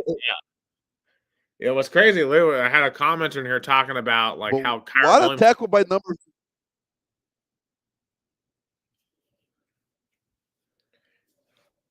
But what a tackle by 95. I mean, what a tackle. Yeah, I mean, just perfect strip. And then to take the ball to excellent play there. I think that's I think that's Kinlaw, right? No, it's Collins. Yeah, just definitely a great play there. Kyren Williams. And the Rams running backs have been really fumbly this year. Like him, like both Williams and Blake Corum have not had great ball security. That's definitely a massive problem because the Rams, they lost a close game a few weeks ago to the Eagles in a game that they blew. And it looks like here is going to be another game that they are going to end up blowing due to a turnover. But yeah, but back on, the Oregon Penn State deal, for Oregon, definitely this sets them up nicely. They got a huge game next week against Indiana. For Penn State, though, now you look at the rest of their schedule, they still have to play Indiana, which is going to be a really hard game. And they play Ohio State at Ohio State. And knowing Penn State's proclivities in big games, do we really trust them to win Ohio State?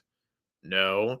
And considering that too, and what is insane to me, Penn State has a lot of talent on offense. Why is this offense so inept in big games? Like Drew Alar, like you're telling me this guy's a first round draft pick? No, not even close to one.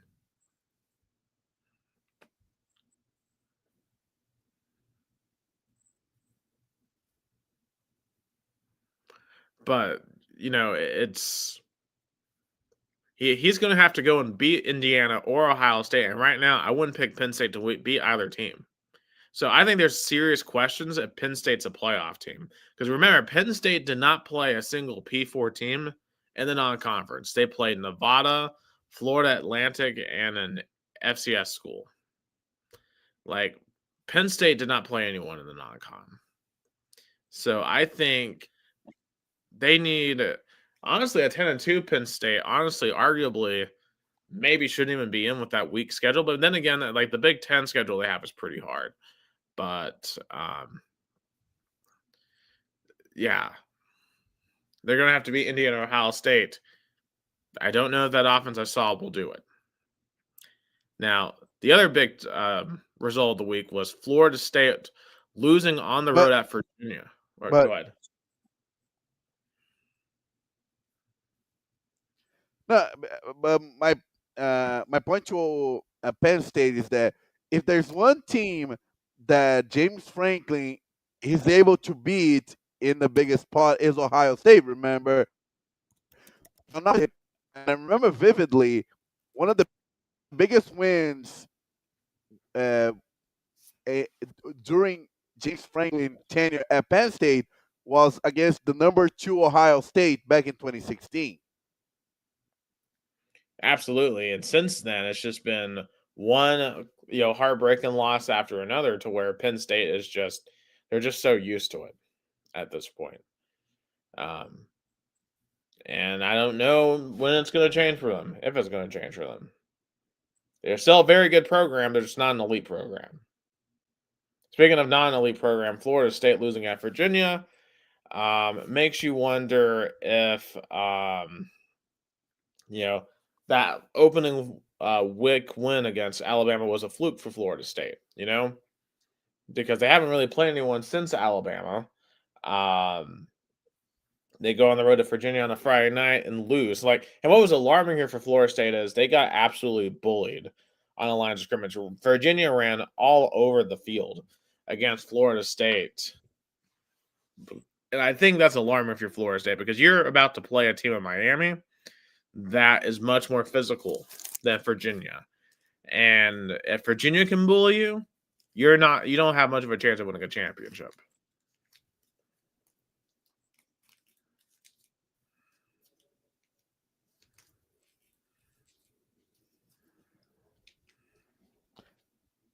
Yeah, I mean, what a win by the Cavaliers. I mean, because they had some really tough moments in the last few years, and that was an impressive win by Virginia.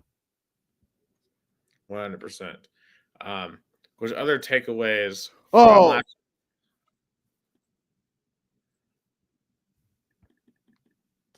I guess I'm about to see something here in the Rams game. Almost a big catch in the Rams 49ers game. Hopefully it was Puka. But that was a PI. Or not PI. Here, 36 seconds remaining in this game. I don't know where you are in the clock, Gus, and I know our connection's not exactly perfect here, so I don't feel like we're at the exact same moment. But it's about to be 2nd and 10 here with 36 seconds remaining. But otherwise, at last week. Also, I'm ahead of you. Then here is. Oh dang! You are way ahead of me, Gus. You're so. Yeah, try not to. Oh, okay. Well, 3rd down now. Yeah. So you're very ahead of me, Gus. Try not to spoil it for me. Okay, so in terms of other big results, we had Ole Miss last week, 24-19 over LSU. Trinidad Shameless had another really good performance for the Rebels. Ole Miss is up to number 4 now. This actually might be Lane Kiffin's team to do something significant for Ole Miss. Whereas right This now they is lead SEC. this is what happens. This is what happened when you date the daughter's opposing coach. He goes strong. Right. And to be fair to Kiffin, it seems like he's beginning to mature as an older coach, and I think that is significant for him moving forward. Also, Illinois, getting a massive bounce back win against USC. Once again, Lincoln Riley does not have a defense. Are we surprised, Gus? No, we are not surprised that Lincoln Riley does not have a defense. What a play by Kyron Williams, getting the first down. 17, 16, 15. Matthew Stafford's going to clock it here. 12 seconds remaining. Are they going to kick the field goal right now? You almost have to, because if you get tackled in bounds, the game's over if you're the Rams. But Kyron Williams, the guy who blew the game for them at the goal line, they ran like a I nice. think they're gonna run it again. They're gonna try to get more yards. That's what it looks like here. You got to run. I think You got to run something really quick to the out here. So they're going out to the formation now, guys. So I don't know how far ahead of me you are, but all right. So we got 2nd and 10, 12 seconds remaining, and we're gonna have a timeout by the 49ers. It's their last timeout. But yeah, Lincoln Riley and USC, just no defense at all. But in any case, let's talk about this week's upcoming games. And let me shout out some underrated games this week. In the Big 12, you got number 14 Iowa State at Cincinnati. Of course, Iowa State's undefeated. They've kind of just been chugging away wins since that opening win against Kansas State and Ireland.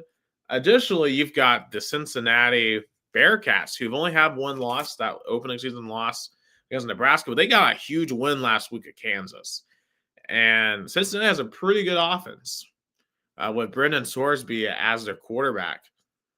Could be an interesting upset special there for the Bearcats if they can find a way to take out Iowa State. And I think Iowa State's definitely gettable. So watch out for Cincinnati in that game. We got the 2nd and 10 play here now. Matthew Stafford back to throw.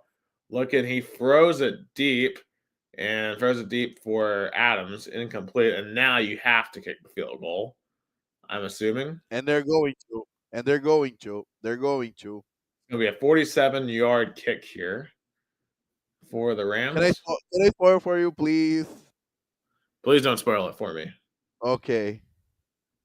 Joshua Carty here. He has missed one field goal tonight, and he missed an extra point as well. So I'm not feeling particularly confident in this one for the Rams. Let's see. Please do what Max Gilbert could not do. And he gets it. So it looks like we're going to go to overtime between the 49ers and the Rams. Some free football here tonight. But Gus, I think honestly, Loki, like the sicko in me, the game I'm looking most forward to this weekend, even if it's against two bad teams, Gus, Clemson at North Carolina, Dabo versus Belichick with two bad teams. I mean, this is going to be a funny game. You know what's even funnier? Everybody thought this was going to be a high-profile game. Even the home team. I believe the game is in North Carolina, right? Correct. It's at Chapel Hill. Yeah. UNC thought this was going to be a high-profile game, that they booked a concert by Ludacris pre-game, thinking there was going to be a night game. But now that both teams are in, how can I say, in a non-contentious, very bad year, the game has moved to noon. So now Ludacris has to put up a concert at 9:50 a.m. Oh my goodness, that is insane to me. I mean, they really thought that Bill Belichick was going to be like Dion out here, man. Like Bill Belichick is not a superstar. Dion Sanders is a superstar. Um, I don't even know who's. I mean, I would say Clemson's probably going to win because North Carolina's 2 wins were against Cupcakes. So I think Clemson will win this game. But man, the sicko in me cannot wait to watch this game. Like, I think it's going to be ugly. Gio Lopez is one of the worst quarterbacks I've ever seen at the P4 level. Clay Klubnik sucks too. It's going to be great entertainment. Yes. I mean, I, because it's impossible. But that game feels like if it was in the NFL, it would have been like ending a tie. I would have been surprised the game ending a tie. It's just in college football, somebody has to win. Some of the two teams won. Someone is gonna win. Who would it be funnier to lose? I feel like definitely would be funnier if Clemson lost. Oh yeah, 100%. 100% would be really funny if Clemson lost.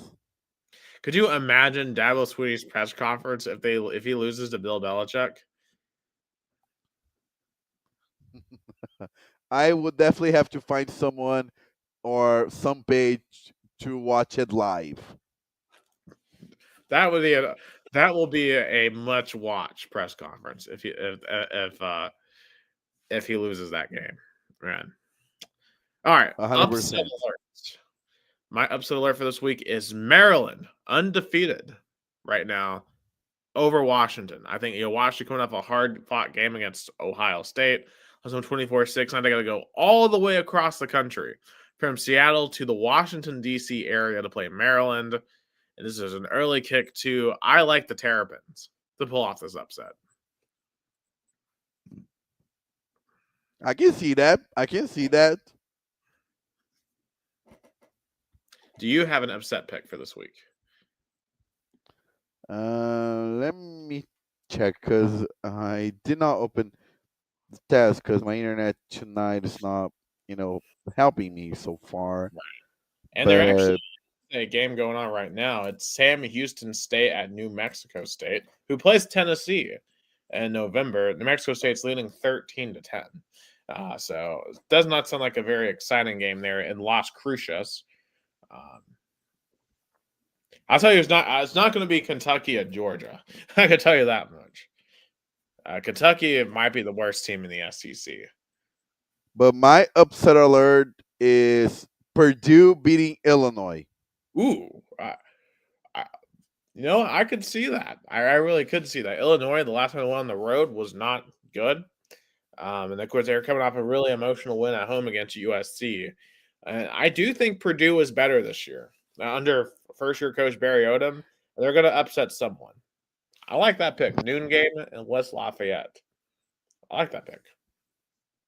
Okay, so let's pick our 5 games of the week here. First and foremost, we have number 24 Virginia, fresh off their upset win over Florida State, going to undefeated Louisville, who was unranked. And they had to come back from a 17-point deficit last week against Pittsburgh. Who do we think wins this one here? 24 Virginia at Louisville. Shout out to our great friend, Jason Warwick. Go Cards, Louisville win. I agree. I like Louisville here too. I think it's a malpractice that they're not ranked. I mean, Miller Moss, I will admit, I don't think is a great quarterback. But Chandler Morris, a quarterback from Virginia, also was not impressive to me, even in the upset win over Florida State. Virginia won because of their running backs. And Louisville, I think, has a very underrated running back in Isaac Brown. I just don't see Virginia being able to be consistent here after such an emotional win at home. And Jason Warwick says, shout out to me in the comments. He is listening. So, Jason. Great timing. Hey, Jason, if you can join us for just a little bit, we'd love to have listen to our take about how unfair is the Associated Press not ranking your Louisville Cardinals, even though they're undefeated, right now. I would Right. love to see your. Like obviously, I'm not saying for Louisville should be like high on the list, but they should at this point of the season they should be ranked, right? Like they've been in the ACC title game 2 years ago. They've been decent under Braum. They deserve to be ranked at this point. And especially because like last week, that was a game that a few years ago Louisville lost at Pittsburgh. But to come back last week and be able to battle through some of the stuff, especially early on, that happened to them in that game, like they won. I mean, right now, why Arizona State, for example, are ranked in now Louisville? I mean, Arizona State did beat TCU. They're not who was ranked. And arguably, Arizona State maybe should not have been unranked because Mississippi State should have been ranked. But once again, this is just the fallacy of the AP poll, right? Because they had Notre Dame in there at 0-2. And they still have Texas well ahead of Tennessee, for my opinion, for no reason. Like if we look at the AP poll right now, like how can you justify Texas at 9 right now? Texas has not beaten a single P4 team this year. Tennessee has 2 wins over P4 teams. Jason says, rank us, you cowards. Alding said, I think we're a 20 or so level. I'm not that bothered. Just take care of business, and the rankings will take care of themselves when it matters. Yeah, and obviously, there's no way they can keep Louisville out this week if they beat Virginia, considering that Virginia is ranked. Oh, yeah. And, like, what's crazy, too, it's going to be just a swap. The others receiving votes, South Florida, Mississippi State, Memphis, and Utah are all ahead of Louisville. So Louisville's like 29, which is quite insane to me, I think. But I'm going to take Louisville at home. All right. Another interesting game to me here in Texas. We have number 12 Texas Tech at Houston. 2 undefeated teams in the state of Texas here.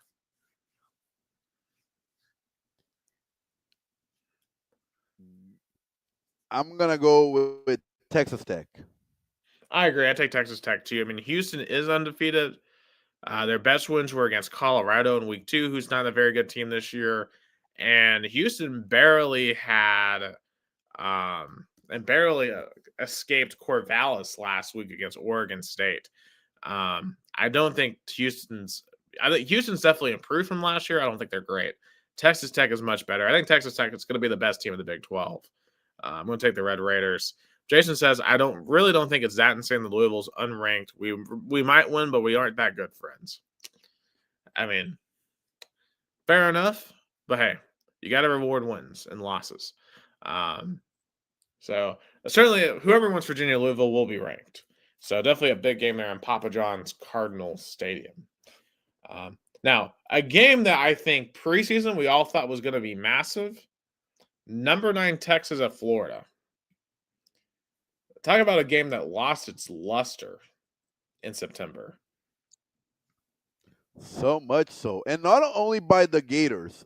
Texas also kind of lost it.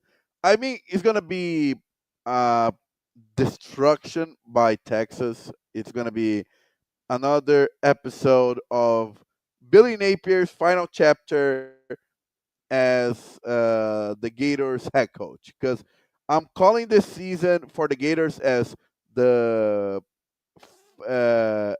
layoff tour by Billy Napier. I'm going to be honest. I think this is a game heading into the fourth quarter.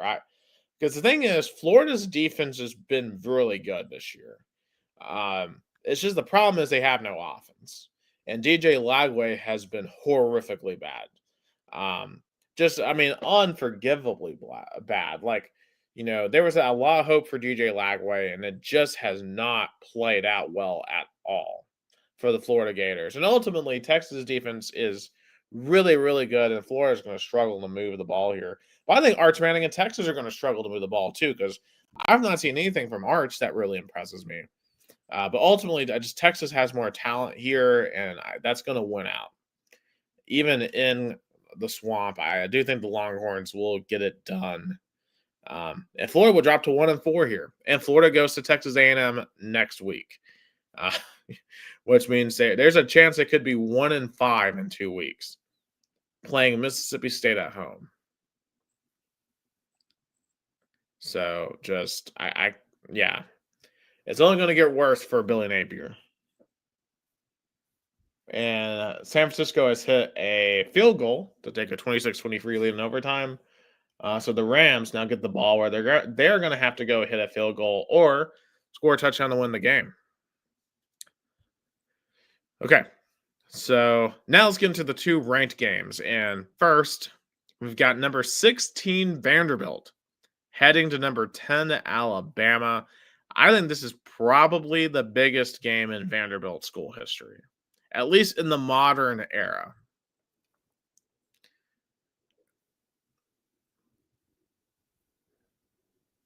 Like, for I'm college gonna go with the Vandy.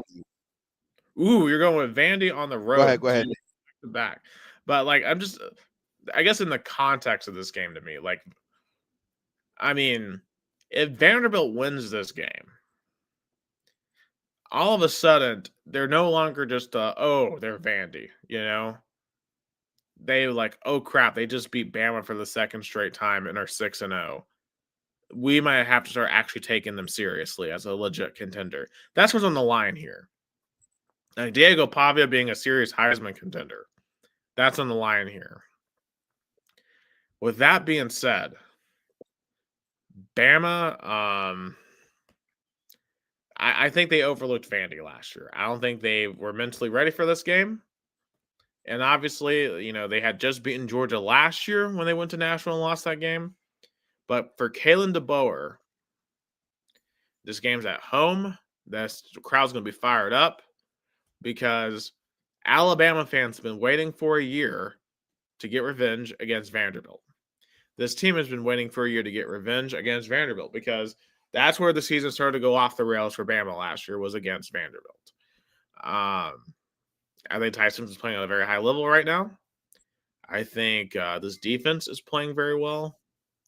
Diego Pavia obviously has played very well throughout this year, but I will remind you when you look at their 5 wins, their best ones at South Carolina, a team that's not very good this year.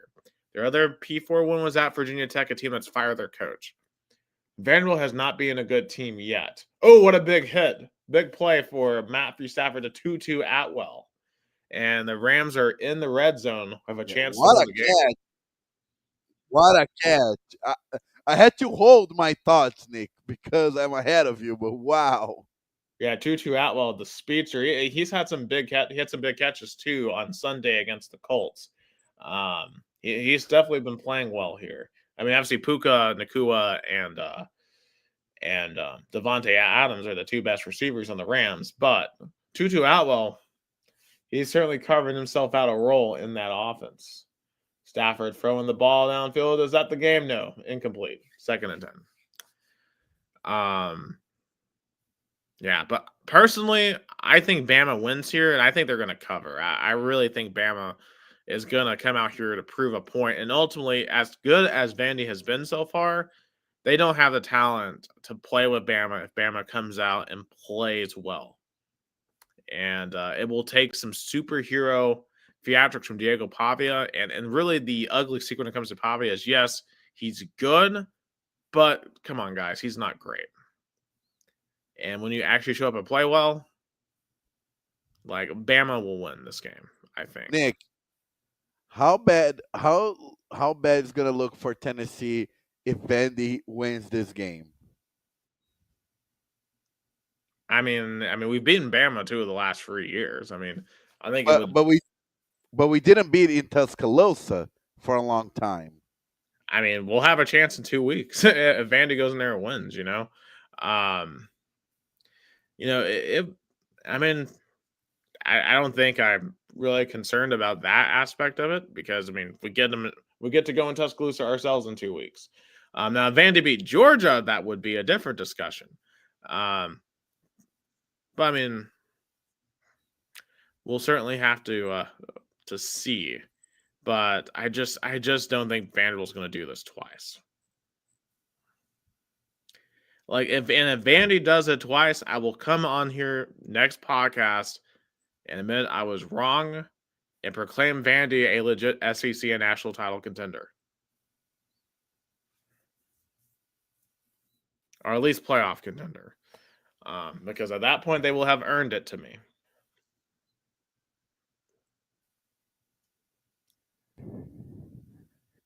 But prove me wrong, Vandy. Yeah. So we're at the 4th and 1 now. Timeout, 3:41 and overtime. 26-20 Freeze. 49ers. And the game of the week, the rivalry down in Florida. Number 3 Miami going up north to Tallahassee, taking on 18 Florida State. Can the Noles bounce back against their rivals in the primetime spot in Tallahassee? I mean, as cool as Virginia, beating Florida State was, it would have been more cool if both of them were undefeated. Then this game would have been even way more massive. 100%, because I think also Virginia and the way they play in that game, they were just so much more physical than Florida State. And I think that's a massive problem because Miami's lines of scrimmages are incredibly strong, incredibly impressive. And I just believe that if you're Florida State, right, you got to get off to a fast start. You got to find a way to control the time of possession. But I think guys like Ruben Bain for Miami are going to control this game for Miami. And it's going to come down to whether or not Carson Beck executes. And so far this year, Beck has executed at a very high level. And honestly, I think Miami is going to go into Florida State and it's going to find a way to win. Even with the Mario Cristobal factor, and that always is a possible factor when we talk about Miami. I think this Miami team is so talented. They may be Mario Cristobal proof, at least in this spot. It could be like a 2019 Ed Orgeron situation where the team is so talented, it doesn't matter that your head coach doesn't know what he's doing. Oh my, holy cow, they got stuffed. Kyren Williams got stuffed and the 49ers win. Oh my goodness. Kyren Williams got stripped at the goal line at the end of regulation, and then Kyren Williams gets stuffed. Bad night for Kyren Williams. Wow. And the Niners are 4-1. Wow. What's your reaction to that, Gus? What a stop. I mean, talk about defense performance. I mean, the 49ers defense, I mean, good God, are they good? They're going to this team alive and make that, because think about it. The Rams should have won in regulation. They were in a red zone and then they got stopped. And boy, oh boy, what a redemption. And if I'm seeing that right, by Robert Saleh. Right, by Robert Saleh. Also, a question to bring up here. Mac Jones is now 3-0 in his starts. Brock Purdy is 1-1. Is there something to be said about that? That's why I don't understand. Like, I'm not saying Brock Purdy is not a good quarterback. I think he is. But the Kyle Shanahan factor is way more important of a quarterback development than the quarterback itself. I mean, even Colin Cowherd said, like, the accomplishments that Kyle Shanahan had with the quarterbacks that he inherited in Houston, in Atlanta, and now in San Francisco is impressive. Oh, 100%. I do think that system is just it's very quarterback friendly, and it makes a lot of quarterbacks like a Jimmy Garoppolo look better than they actually are. And I'm starting to wonder if Brock Purdy is in that same category. And for Mac Jones, a chance for him to reinvigorate his career, which is very cool to see. Yeah, Gus, but back in Miami, Florida State, I'm going with the Hurricanes.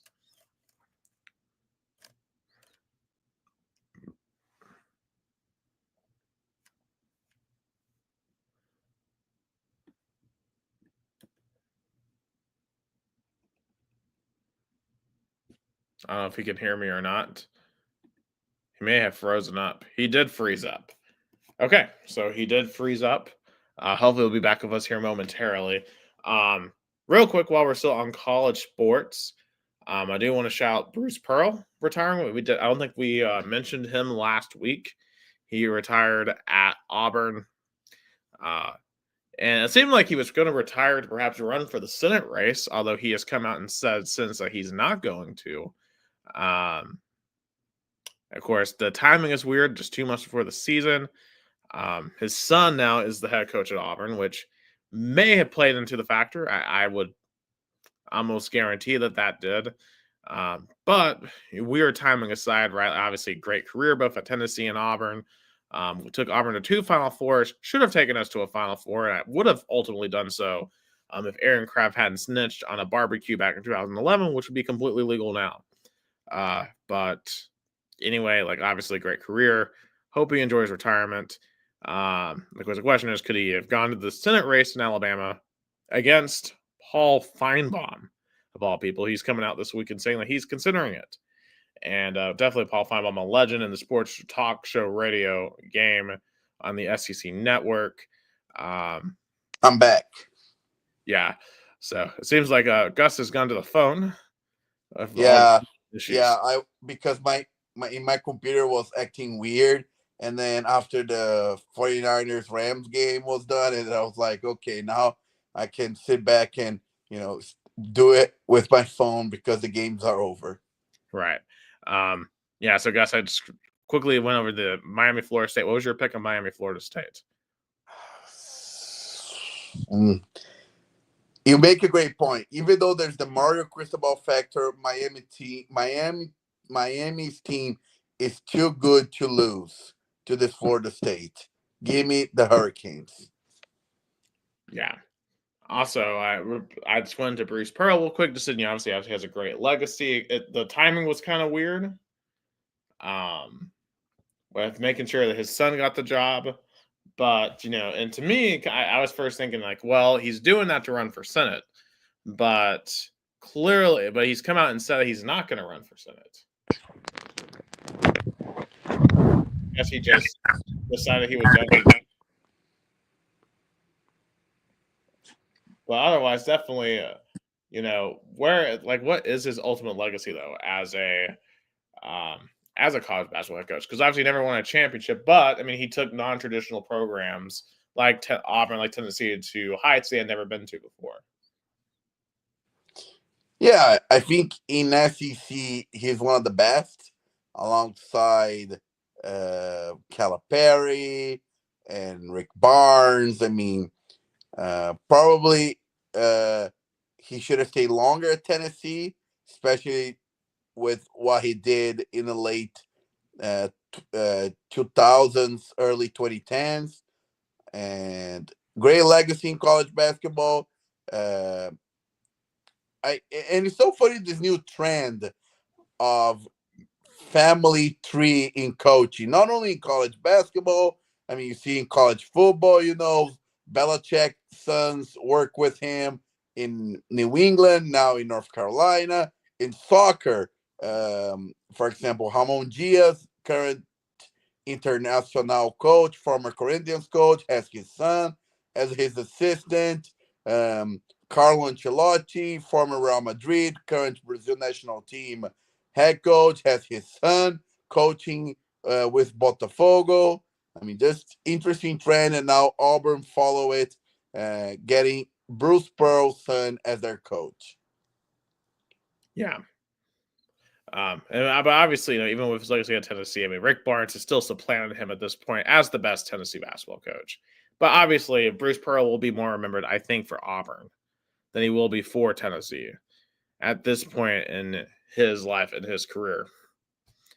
But what's interesting about this story, Gus, is with Bruce Pearl not running for Senate, another sports figure of mine, and that's Paul Feinbaum, who is saying he's considering running for Senate, which really kind of came out of nowhere here to me. Obviously he's been a long time sports talk host, especially in the state of Alabama now, has been syndicated on the SEC network for some time.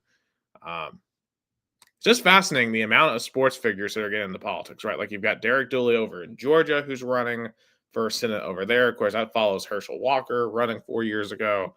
Tommy Tuberville's running for governor in the state of Alabama. It goes to show that it seems like, especially in like Alabama and Georgia, that you're just seeing a lot of athletes running for a political office, which is a very non-traditional path. Yeah, but only in Alabama, the sports figured kind of won in politics. Tuberville, he's a current senator and has a great chance of being the future governor of Alabama. But in Georgia, Herschel Walker, I thought he was going to have a smooth sailing to the Senate. I guess I was wrong. Yeah. Well, I got to cover one of his campaign rallies back in 2022 because I covered him and his opponent in the same week. And I'm just going to say the results of the election didn't surprise me after seeing both of them speak in person. But we'll see how Paul Feinbaum does if he decides to go into it. I'll be curious to see if he decides it's worth the headache. Because, to me, at that point, you're 70. You have it made, right? Like, and because I watched the interview he did with Clay Travis, and Clay Travis was asking him basically, you could go out like Lee Corso and just have a chill rest of your life instead of going into politics. And Paul's like, especially after some of the stuff that's happened the past couple of weeks across the country, saying that he might want to step into the ring. So, but I think it's a different scenario. Lee Corso is kind of more like a character, fun. Paul Feinbaum never run away from controversy. He always was a opinionated journalist, and not only. Well, certainly the most controversial one was the Hank Williams Jr. debate he had with Bomani Jones back in the day over it was either that I think it was like the Confederate flag or him saying the N-word or something. Like it was one of those deals. Yeah. So I think it's a great time for him to go because he's still a vibrant 70-year-old journalist. He's a great spokesperson. He has a great way to talk. So I think it's a great move. I hope he wins. I think he'll be a great senator. Mm-hmm. Yeah, and obviously we're not going to get into explicitly political opinions, but certainly I'm curious to see if ESPN tries to retaliate against Feinbaum against his opinions, because obviously he doesn't hold the majority opinion, at least with the executives at ESPN, just to put it bluntly. What's actually really nuts is he mentioned in that interview that he could have had a chance before the 2019 LSU Alabama game to interview President Trump during his first term before the LSU Alabama game, because remember President Trump went to that game, the infamous the Joe Burrow versus Tua game back in 2019, the one that was like 46-41. And Feinbaum had been granted the opportunity to interview the president in the White House, and ESPN said no. And which if you look at the previous president, President Obama, like ESPN went to the White House for that president all the time, for the March Madness. And I'm not here to tell you that Trump's better than Obama. What I am saying is, though, turning down the interview with the president, like I would go and interview that. Like if they invite me to interview President Trump, I'm taking the opportunity and running. Same as with Biden or because it's not about the person; it's about the office. You're speaking with one of the most powerful person right now in the world. You have granted an opportunity to ask questions 101 to one of the most powerful people in this globe, and your network denies it. It's mind-blowing. Mind-blowing. Yeah, think about the stuff we would have done to get like President Trump on WTK, or any president for that matter, WTK. Could you imagine? I don't know if you remember or not. I was able to schedule an interview with Knox County Mayor Glenn Jacobs at WTK. I was able to do that. Oh, I saw him a few weeks ago, by the way. Like 4 weeks ago. Yeah, and I was excited about that because I wanted to get him on the air. I was wanted to do an interview with him. Unfortunately, it did not work out because for some reason he did not show up at the radio station. I don't know why. I don't know what happened. I'll never will. But if I was excited about that, I would be like, I can't even imagine my reaction speaking with the president. And hopefully one day, at least in Brazil, I'll get to speak to a high political office. I mean, I would interview President Lula.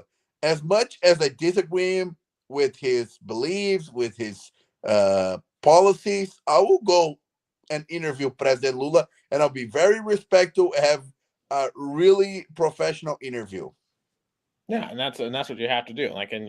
Like for me, right? Like I interview people I may disagree with all the time, but like it's a straight poker face whenever I do because that's not my point to give my opinion. Because it's actually really difficult stuff. Like today, like we had a school board member that we were trying to ask about a really controversial issue, and he just gave us the microphone and walked off. Like because he didn't want to answer the question, which to me I think is a Bush League move because, like if you're gonna take a position of public office, I think you should answer questions that the public has for you. But hey, and first of all, this is advice now, even especially now that I work as a PR that I talked about. When you're giving an interview, the worst thing you can do is make a rush movement or anything like. And think about it. You can say whenever you want. You control your answer.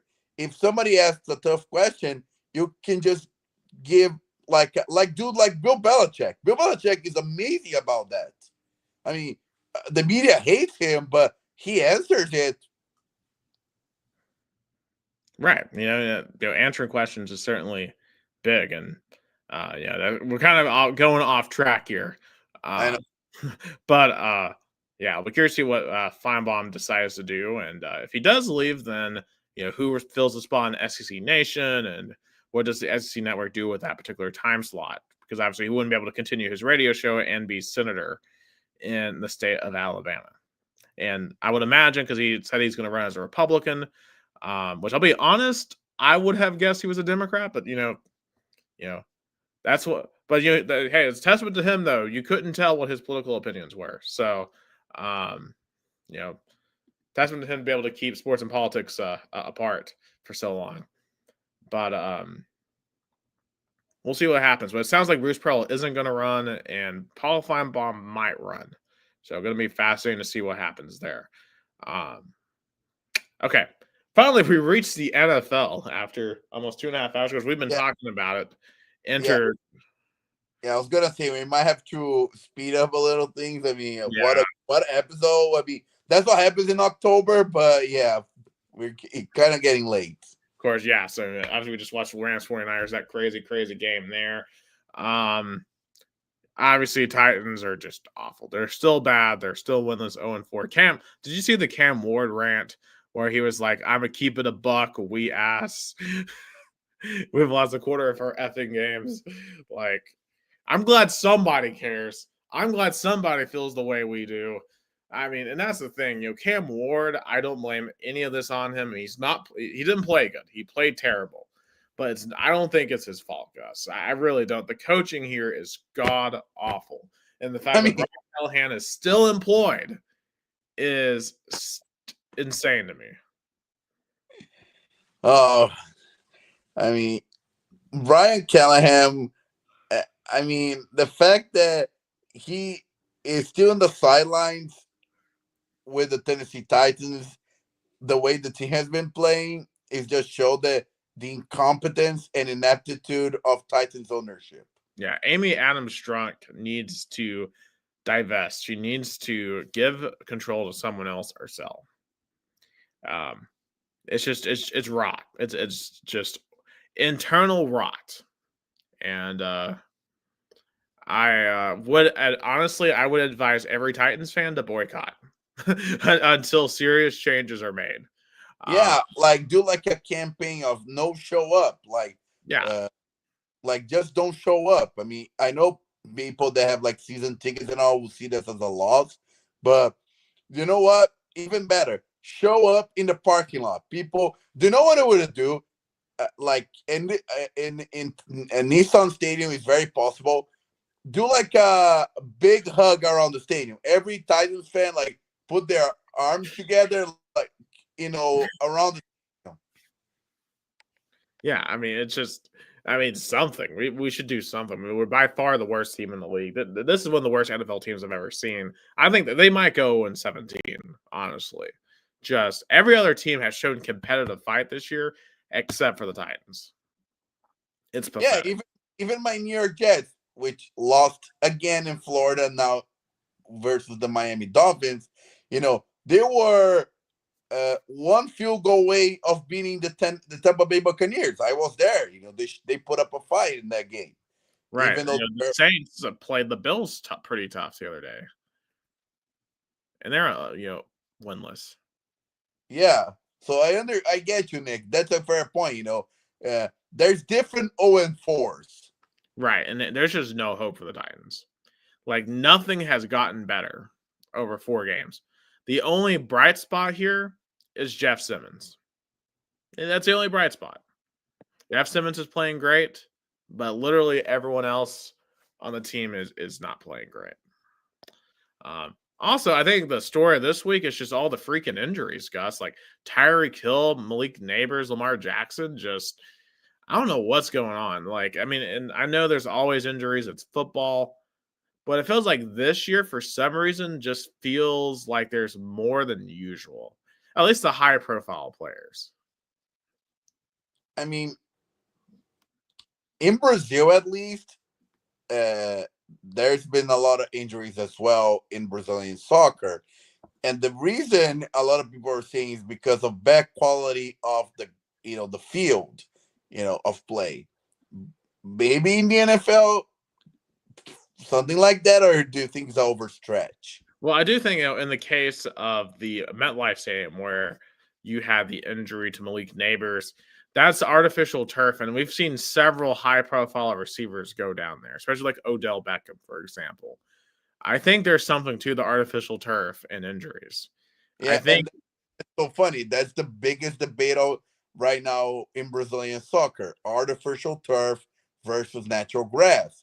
Because in Brazil, even a couple of months ago, a campaign that was started by Neymar, and other high-profile soccer players in Brazil were questioning the use of artificial turf by some teams in Brazil, saying the artificial turf is, making players be injured way more.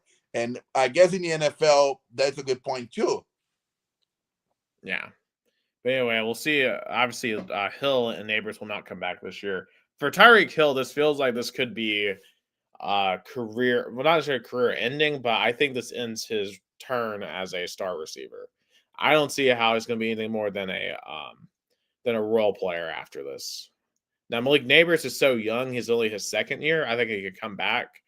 I think Tyreek Hill, his elite days are over. Yeah, he just needs to. How can I say? Right now that he's injured, just rest and keep other body parts away from the ladies. Oh my god. Yeah, I would not want to be pinned up in a house with Tyreek Hill. I'll just put it like that. Yeah, you saw that meme. I saw a meme like Tyreek Hill goes to the hospital and it's all those nurses that are pregnant. Oh god. Oh man, it's midnight. I don't think there's anyone out here that could cancel us. Yeah, because people have tried to cancel me, but you cannot cancel me. Okay, so picture this week, obviously, 49ers Rams already happened. All right, Sunday morning in England, we have Minnesota playing their second straight European game against Cleveland. Give me the Browns. Ooh. First start for Dylan Gabriel. I'm going to go Vikings on this one. All right, Cowboys at Jets, 1 p.m. Oh, boy. I would love to go to that game. I like both franchises. I mean, but give me the Jets. Give me the Jets. They deserve to win. They've been playing well, but they deserve a win. Go Jets. I actually agree, Jets. I think the Cowboys are going to be a little exhausted after that 40-40 tie. What a freaking insane game that was. And hey, screw the Packers for playing for a tie at the end. They should have gone for the win. Yeah, such a coward move. That's why the NFL has to adopt college football overtime. Ugh. Well, the regular season, I get it. And honestly, like, I don't know. It would be weird for them to go to college rules. But no. But, I mean, they played their A off for a tie? That must be infuriating. Well, Cowboys defense should have stopped them and should not let them get into field goal range, you know? Yeah. Yeah, but I'm going to go Jets here. All right. The Giants with Jackson Dart, shout out to him for his first one, going to the Saints. Give me Giants. I think, it's a great opportunity. Brian Daboll needs to make this work because if he doesn't live to the expectation, I think he's going to get fired. I really like the youth movement for the Giants. But I will say this. I think the Saints are showing some life. Give me New Orleans for their first one of the year. All right. The Las Vegas Raiders at the Indianapolis Colts. Oh, give the Colts. Yeah, I'll take the Colts there to go 4-1. Man, they really blew it the other day, too. Adonai Mitchell, what are you doing, my friend? Get across the end zone. Don't drop the ball. Your job is to hold the ball as much as possible. I mean, when you are a receiver, the ball has to be glued to your body up until the sideline, up until the stands. Why do you let the ball away from your body at any point? When you're a receiver, that ball has to be glued to your body at all times. Why do you do that? Such a low IQ play. Just terrible. But I think the Colts will get back on track here with a win. All right. The Dolphins at the Panthers. Give me Carolina. They have been playing well in the last few weeks. I agree. Give me Carolina. Well, Carolina got blown out this past week by the Panthers. I'll go Carolina. All right. Good one here. The Broncos at the Eagles. I can see an upset. Give me the Broncos. In Philly, I'm going to go with the Eagles here. But, the Eagles, and I heard the Kelsey podcast talking about this, about how the Eagles, they're undefeated, but they're very heavily criticized. Do you think they are kind of like the Pittsburgh Steelers 2020, where they were undefeated up until week 11, but it never felt they were that better of a team? Well, I mean, the difference here is the Eagles are coming off a Super Bowl. And, there's so much potential for them to be so much better, right? I don't know why A.J. Brown's not more in the game plan than he has been. That's certainly surprising, but if they can get him going, I think they'll be just fine. Give me the Eagles. Now, you have the Texans getting their first 1-3 at the 1-3 and Lamar Jackless Ravens. It break up, sorry. Yeah, so the Texans at the Ravens without Lamar Jackson. I guess Houston? Yeah, I'm going to go Houston here too. I mean, Cooper Rush will probably be okay for Baltimore, but I think the Texans. Cooper Rush. There's some of the players that Cooper Rush. What else did the other Jake Browning. I mean, it's so funny. These guys keep resurfacing the NFL. And then the guy like Hendon Hooker can't get a chance. Like, Yeah. all right. The abomination that is the Tennessee Titans at the Arizona Cardinals. Sorry, Nick. Give me the Cardinals. Cardinals. I don't think I'm going to pick the Titans one single time this year. The Bucks at the Seahawks. Now, this is a good one right here. Give me Seattle. I'll go with Seattle as well. Lions at Bengals, man. This is going to be such a good game until the Burrow injury, but Lions are going to roll. Lions. And I think, too, the point something out here, you look at San Francisco tonight, how good they are with Mac Jones, and then you have to really question Zach Taylor, why Cincinnati's an utter disaster with Jake Browning. You know, like, he should still make the offense work somewhat, even with Browning. The offense is non-existent without Joe Burrow.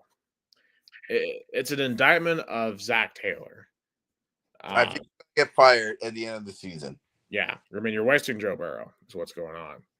All right. Jaden Daniels is back for the Commanders at the Los Angeles Chargers, coming up with a loss of the Giants. Give me the Chargers.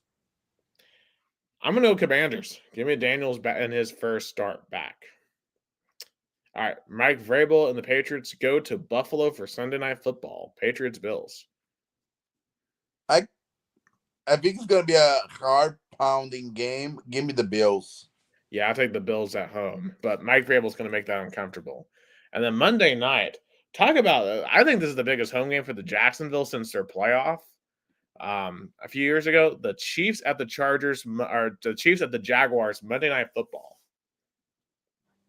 Oh, I mean, Trevor Lawrence versus Patrick Mahomes, and also, I mean, they have been to bigger games, but yeah, I think it's a chance to revitalize their season. Give me Jacksonville.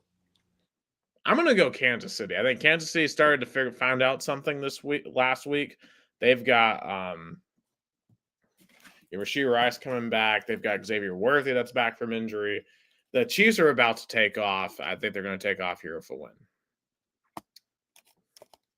So that is week 5 of the NFL season. Now, just really quickly, I want to point out the WNBA has reached the finals. The Phoenix Mercury and the Las Vegas Aces are in those finals. The Indiana Fever almost made it to the finals, even without Caitlin Clark or Sophie Cunningham. They took the Aces to the brink, but they were eliminated. The Fever would have won it all if Caitlin Clark were not hurt. So, yeah, I think next year the Fever should be the favorites. 100%. I'm going to go with the Aces, though, to beat the Mercury. Yeah, also Aces, too. But I will say this, too. The commissioner of the WNBA, Kathy Engelbert, is apparently could be eliminated because a lot of the players are starting to turn on their commissioner, which is quite interesting. And I think that there's something to be said about how, especially when it comes to like Caitlin Clark, it doesn't feel like the league has really protected her very well, given that she is by far their most valuable player in terms of leadership and ratings, you know?